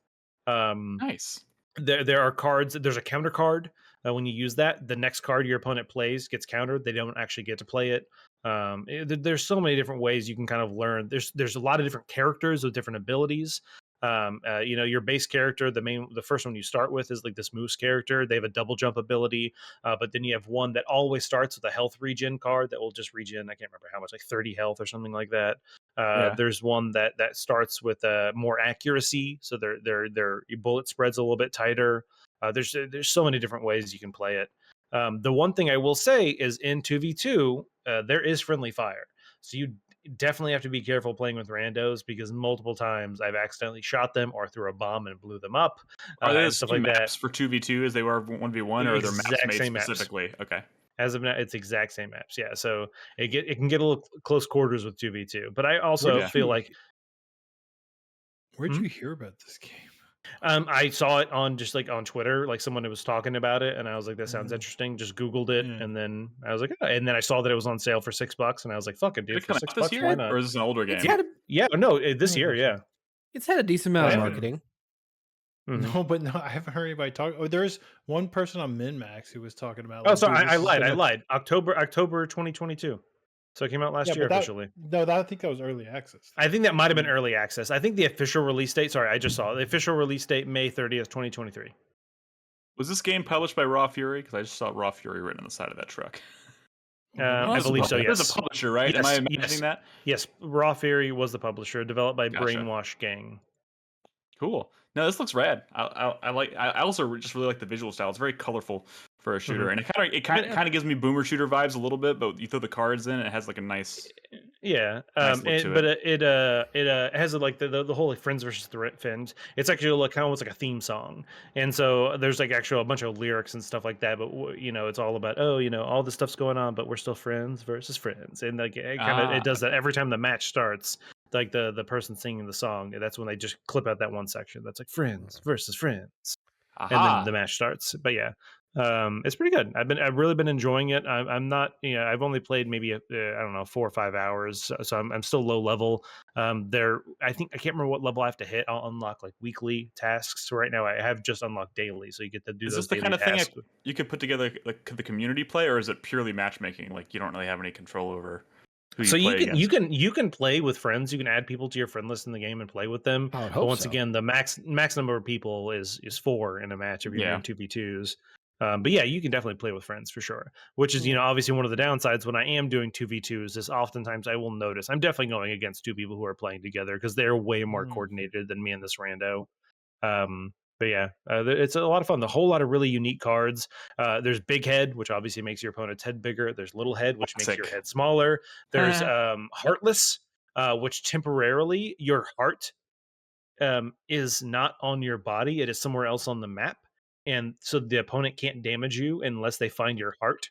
But that's when you cool. use that, you're constantly taking a small amount of damage. And so that's kind of one of those things where if you're kind of close to the end, you might be able to do that and then rush the enemy so they can't do a whole lot of damage to you. But you can also easily counter that. There's a card called Ice or Ice Block, and what it essentially does is it turns you into a block of ice, and you take 0 damage as long as you are a block of ice, and it does not go away until you fire your gun. So you could sit there for I don't know. The longest I've sat there was probably like 45 seconds, just kind of chilling out, waiting. Hostage. Oh yeah, no, you can for sure. But yeah, I don't know. There's a whole lot of really unique cards. It's been a lot of fun so far. I'm really enjoying it. I'm gonna play more for sure. Sweet. Yeah, this looks rad. I like the visual design. I think the only thing I would want from this game really is like 3v3 and 4v4. Like for sure, for sure. I feel like if they have like a roadmap for this game, that would be an obvious thing like working towards. But I don't know. The limited player count, I think, kind of hampers the appeal. Yeah, for sure. I remember like Anarchy Reigns 2v2s was always the best. Yeah, I mean, I feel it's kind of rare to see games go for this. This very like this very intimate like 1v1 small map kind of vibe. So I don't know. I can see what they were going for. I think in the footage right now, I do use the ice block, and the opponent kind of just like dances around. And one of the things I do, and similar to what I was saying with bullet time, is oftentimes when you go into an ice block and you make them wait, they'll get impatient and start shooting at you. And that's when, as soon as I notice they go to reload, that's when I bust out of the ice block because I know they have 0 ammo because they're in the middle of reloading, and I can take the advantage of shooting them. Nice. So yeah, there's lots of little strategies you can use with cards, and like I said, you do know what the opponent has used. If you look on the top right, you can see the card the opponent just played. So oh, they just used a shotgun. Oh, they just used a sniper rifle. Oh, they just did this. So chances are they probably don't have another one of those in their deck. Oh yeah, for sure. They don't have another one in their deck. You can only have one of every card. Oh, okay. But you also now know what I need to do. It's like because there's one that's a katana, and so it gives them a katana, and so obviously that's very short range, but it does a lot of damage, and so that might kind of affect how I want to now approach things because I know they're going to be coming in close range to me, trying to get right up on me with that katana, and so it's kind of you got to really pay attention to the card they just played. Nice, but yeah, cool, pretty fun game. Friends versus friends. Mm-hmm. All right. Like I said, not a lot of impressions. I think we're gonna probably hold up on Diablo talk until next week or whatever week after. And there's still Street Fighter to talk about, so there's plenty of games to talk about in the coming weeks. But for now, we're gonna wrap up with the 4-player minute. And I guess I'm gonna let Brad, as always, start us off. All right, real quick, I have a final round of our little prediction game as my 4-player minute. Okay. I want answers from y'all, but I don't think these answers will count towards our final score. Question 1, will Chris Davis mention a studio that no one has heard of? Yes or no? Yes. Nope. Change the question. How many studios will Chris Davis mention that we've never heard of? 4. I'm going to go 3. Yeah. I mean, am I answering this question or not? Yeah, please go for it, Chris Davis. Oh, I have to give a specific number too. 2. Oh, I will definitely give you 4 or 5. 4. We'll do 4. He has complete control over this. He can't okay. He can't answer. All right, Nick, Nolan, go. I said 4. Well, we can't give him his answer because then he'll know, and now he knows 4. what to do. Doesn't matter. This is some insider trading bullshit. 3. Nolan, answer. 3. 3. Okay. 3. Next question. How many times will Nick be sad when he realizes a game is multiplayer? I'm going to go 8. Oh. 8? Fuck off. 3 times. 3 times. That's fair. 3 is fair. 8. Fuck all the way off. Nick, are you sad if a game is co-op multiplayer? Yes. Any, I mean, no, any no. multiplayer. If it's only that, yes. Okay. Because it just means This I'm probably question not was going to play it. originally like, how many times is Nick gonna like front and pretend that he's interested in a game that has some multiplayer in it? I watched the marathon trailer and it looked pretty cool. But you will never play it. I will never play 1 that point game. for me. Yeah, you never will. I'm going to say just one. Just one. Just one. Nick, Nolan, I mean. Nolan, I feel like I already Nolan's answered. reading I said twice. Twice. Okay. How many times will Brad say the word mid during the showcase? I'm gonna go 38 times. I'm gonna go. Too Yeah, I'm many. gonna go 19 or 20. I'm gonna go 19. 19. Too 19 many for is my Nick. answer. You gotta give me a number, Nolan. He says more than one. I guess it's too many for you. 12 for me. Maybe I'll never say it. I'm gonna go 0. How many Destiny likes will Crispy be interested in? Destiny you know, likes slash or how many multiplayer games that none of us will ever play will Crispy be interested in? 2. Two? Go 2. Yeah. I'm gonna go 3. Yeah, I was gonna say 3 as well. Yeah, same here. 3. Okay. How many games would Nolan probably beat us in? Or at the showcase? Can you quantify all of them? Give me a number. Wait, sorry. How did you phrase that question? How many games would Nolan probably beat us in? Shown at the showcase. Are we? This is we're only counting games that we assume Nolan would actually play. Well, no. They were. I imagine they would have to be multiplayer games. And I'm gonna go with 7. They'd have to be games that Nolan would probably beat us in. I'm gonna go with 7. Nick's got 7. I'm gonna go with 5. If all Chris was Davis? a number, that's what Chris I would Davis? say. 4. 4. Okay. Pretty close. That's it. That's it for my 4-player minute. I just had to get to those because I ran out of time. Brad's like addicted to these points games now. He's like, yeah, I just can't get enough of them. I'm gonna put them in my 4-player minute too. Brad All cannot go more than 2 hours without either saying mid or putting a score on a game. Yep. Oh, that'd be a good one. absolutely true. How many scores get mentioned in chat / out loud from 16. us? 16 right there. All right, let's throw it over to Nolan for his 4-player minute. Right, my 4-player minute starts now. My hype is for Persona 3 Reload. There it Yeah. is. What's it, Reloaded? Whatever it's called. I'm glad that got leaked because holy shit, Persona 3 is my first foray into the Persona games. I still have vivid memories. I probably told the story before. It was when I worked at Sears and we had a big metal bin filled with random games, and I saw it in there and I was like, what is this? This looks like fun. And I took it home and I was very tired because I worked at Sears and I worked late, and I played it and I fell asleep. So then I woke up and I was like, you know what? No, I'm not gonna fall asleep. I'm gonna stay up. And I stayed up until like 6 a.m. playing the game, and I fell in love with it. And that's when I fell in love with that series. So I'm very excited for it. It spoke to you in that bin. You picked it up and said, "Yeah, why shouldn't I? I am a stylish boy." Pretty much. That's Real how it quick, went. So, what I have not watched the trailer. There's a couple things I haven't watched the trailer for yet. What is the deal with this? Is it just like just a repolishing of that, or do they No, it's a remake. It's a remake. like ground up It's a remake? of yes, I for mean, sure. that original game is an old ass Is it- looking PS2. Are you saying it looks more like Persona 5 now? Closer to 5. Closer but to yeah. 5. Yeah, it's definitely not at the same level as 5, but Yeah. it definitely looks a whole lot better. The menus look good. The gameplay looks good. Everything I've seen looks pretty good. I'm very excited Sweet. for it. Is that coming out this year? No, 2024. I think it said early Okay. 2024, I believe. No, I would have Cool. bet But- on that if it was coming. Oh, dude, for sure. I think for it's sure. gonna score well. Yeah. Oh no, it will. It will. That's gonna be a great game. And then the only other thing I have for my minute is I've really been enjoying my time I've spent with Zelda. So far, I've not played as much as I'd like to. There's still so much more in that game I need to play. Obviously, I've still every single day I'm dealing with being in this new house and trying to get one more thing done. And so that's taking up a lot of my gaming time. But what I am playing, I've been really enjoying Zelda and Nice. also Friends vs. Friends. But yeah.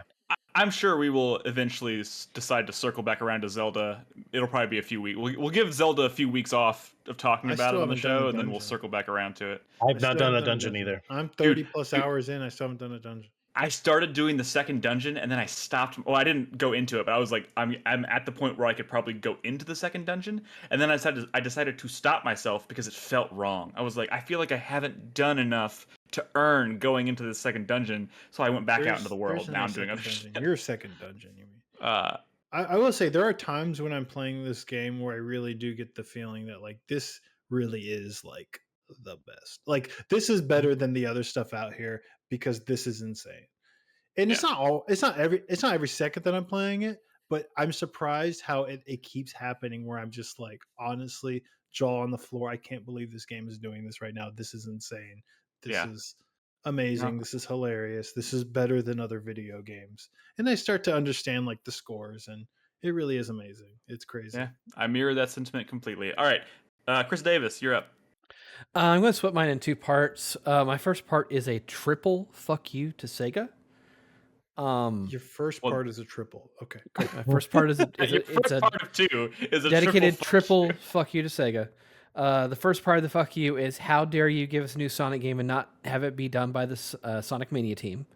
How dare you? A weird Sonic choice. Mania is an excellent game. It's What the is best that Sonic team even game. doing? Who knows? Who the fuck knows? Second fuck you to Sega is the fact that Like a Dragon, the man with who erased his name, is a digital only release. In North America, it's gonna be physical supposedly everywhere else. So fuck y'all for that. Even though Persona 3 is getting a physical release in the United States. Well, I mean, it's not everybody's gonna make that switch. You know, but yeah, it's because Atlas sells a lot of more and more. It's going to start becoming more and more common. Also, on a related note, like Final Fantasy VII Rebirth, 2 discs. That's one thing they keep saying. And somebody asked in our Discord, they're like, why do they keep emphasizing that in the marketing? And I think it's their answer to like, this is their way of telling the audience that, like, we're not going to require a digital download to play this game, so it's going to be on 2 discs. So just be prepared. No, I don't think it's because that. that's historically Final Fantasy's always been like lots of discs, and they want people to think it's a big game and not that's what they're doing. Small part of Even though what's going to happen is that the first disc is just going to be an install disc, and the second disc will actually be the play disc. Do people forget that part 1 was also 2 discs? No, it's gonna be it's like oh wait, we're on the PS5 system. It's a Blu-ray disc, dual layered, no need to swap. Yeah, the whole Metal Gear Solid 4 sequence. Yeah. Good call. The third fuck you to Sega. Evidently, according to the Aegis Union that is being formed, the Allied Employees Guild Improving Sega. Evidently, Sega management is interfering with the vote. They're trying to distribute solicit votes, and evidently management is fucking with them. So fuck you, Sega. Classic fucking corporate bullshit. Yeah, it's a classic fucking bullshit. And my other thing is kind of a sweat. So we've got. They also laid off a bunch of. Sorry, one more fuck you. They also laid off a bunch of people at Relic, right? I missed that. Yeah. Oh, well, then company, like quad a lot. fuck you. I guess Company of Heroes underperformed. Yeah.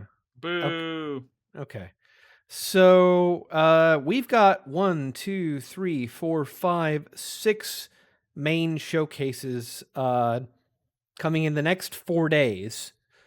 And what kind of strikes me as odd is that we've seen some Square, we've seen some Capcom, and we've seen the one Konami product, but we haven't seen anything from any of the other Japanese publishers, really. We've seen Namco stuff. We have? Like, Yeah. what did Nick they didn't drop? mention it because it was Japanese, I think. But did you see that Akira Toriyama game? Like the Sand? What was that called? That was that pretty Sandland or whatever it was called? Sandland I think I with missed the that. Akira Toriyama art? That would be one of the games that I missed because I got out again. I was at It work. looked like and this fucking. happened. You look at your looked robot like from Dragon Chrono Quest. Trigger. That robot looks straight out of Chrono Trigger. There was also a game called Europa. Pia? I don't know, but that Europa was at one of. Universalis? No, what the fuck was it called? Hold on, I'll look it up. But I thought that was pretty cool. Okay. Anyways, keep Yeah, going. Relic laid off didn't realize- 121 employees. Oh, I didn't jeez. realize your in May- at the end of two-part May. your two-part 4-player minute would have 3 fuck you. I thought it was just you were just saying fuck Sega times 3 for this one thing, but you were doing 3 individual fuck yous. Yeah. And then You're in come part on. 2 now? I mean, Now, like I said, my sweat was that we're not seeing a whole lot of other Japanese publishers. Like we're not seeing anything else from Bandai Namco as far as I've heard so far. I mean, we've seen Sega. We haven't Atlas, of heard anything course. from Xseed, for example.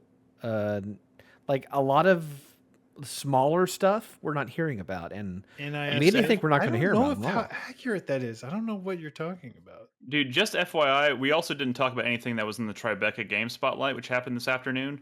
I didn't even they know that shipped- happened. Oh, sure. Goodbye Volcano High got a release date of August 29th. The Did anyone expansion of the draft new that? trailer.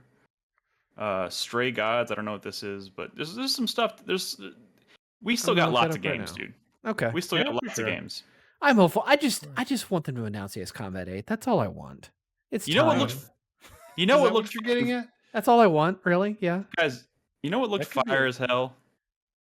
The Talos Principle 2. They released a gameplay What? trailer for that, or during Day of the Devs, Of or course. during the Devolver Direct, and it looks Obvious. fucking Obviously. You'll get a good 15 points out of that one, Nick. hell yeah.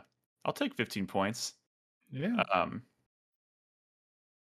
Anyways, sorry. Anything else in your? That was it. Go. That was it. All right. My Oh, 4-player of course. minute starts now. I just wanted to. I didn't mention System Shock, but I've played a fuck ton of System Shock since last week. It's one of those games that I've been enjoying so much, and I'm like I want to finish this. I have to finish this, especially before I let myself dive into Diablo 4 or Street Fighter 6 or get back into Zelda too deep. And I've sat down on 3 separate occasions. I'm like, this is it. I'm sitting down to finish System Shock, and despite the fact that I wasn't stuck or anything, I was just making progress. I assume each of those 3 times, I assumed I was coming up on the end, and it just keeps going. I am closing in on 30 hours with System Shock, and Yeah, I'm and so- I hear it only takes 14 hours to beat that game. Right? yeah, Yeah. I know we had this lot. conversation earlier off the podcast, but I think the assumption is that I just suck. But I'm not going into it with the expectation of of being like playing like a completionist. I feel like that game just does such a good job of encouraging exploration because it does not hold your hand. It does not give you waypoints. It doesn't even really keep track of what your current objective is. It literally just if you forget what you need to be doing, you need to be going back and looking over like the communications and the notes and shit that you found, and reminding yourself where you need to go and what you need to be doing. Which is just that hands-off kind of approach to game design is just so refreshing because it doesn't happen very often these days. And yeah, man. But I will say, just as kind of the focus of my 4-player minute, I'll say this: I'm playing System Shock 1, and I fucking adore it. And it really makes me want to finally play System Shock 2 because technically speaking, that's the one that everybody fucking adores. But like after playing this remake of System Shock 1, I don't really want to go back to playing the System Shock 2 from whatever it was, 1998 or whatever. I want Night Dive to give System Shock 2 the same treatment they gave this because it's so good. But I don't know if that's going to happen or if it's going to happen anytime soon. Anyways, I hope this game performs. I hope this game does well for them because I think System Shock It 2 has though, right? I mean, I don't know. I don't know what the sales numbers are. I mean, the Kickstarter obviously worked out really well for them. So I saw in an that article sense, saying that System Shock is doing pretty darn well. good. for Good. them. I would, of course, I would like to see them branch out and do other things, but this is such a great remake, and System Shock 2 is such a beloved game. System Shock 1 was honestly kind of the one that was like, it's a good game, but it's the one that shows its age more. System Shock 2 is the beloved one, and I think they've managed to modernize that one and make it such a damn good video game in 2023. I would love to see them do that for 2, but who knows if it's going to happen. And yeah, that's it, guys. I'm just excited. I'm excited for Microsoft, excited for Starfield, I'm excited for the Future Games showcase, which is happening tomorrow, I believe, because there's going to be a few games that I'm looking forward to that I think we're going to get updates on, including Luto, and I'm hoping we see Replaced maybe that gets a reveal and a release date. Oh yeah, I forgot about that. How So, about I mean, some I think that- routine, baby? Yeah, or maybe routine will show up on the PC showcase or something. Who the fuck knows? But like I said, I think I tweeted this the other day. I feel like when this is all said and done, kind of the entire landscape of our Fantasy Critic will be kind of shaken up a little bit. Like we'll have a lot of updates, a lot of release dates, just a lot. Things will be dropped, things will be picked up. It's just going to change. Seeing everything get shaken up at this point in the year is always exciting, and it's more exciting now because of the Fantasy Critic. So. With that, I'll just close out the show by saying, if you're not aware, obviously we're doing this Fantasy Critic thing. We're having a lot of fun, so make sure you check it out. You can find all the current stats on our lists and stuff on the front page of 4playernetwork.com, where you can find all of our podcasts as well. We have a channel set up in Discord, which you're all invited to join if you're not already. It's at discord.gg/4player. And yeah, I think that's it, guys. So tune in on Sunday for our live commentary of the Microsoft and Starfield Directs. Should be fun. And we'll see you guys next week for another episode. So in the meantime, be good to each other. Play video games. Good night. Bye. Bye.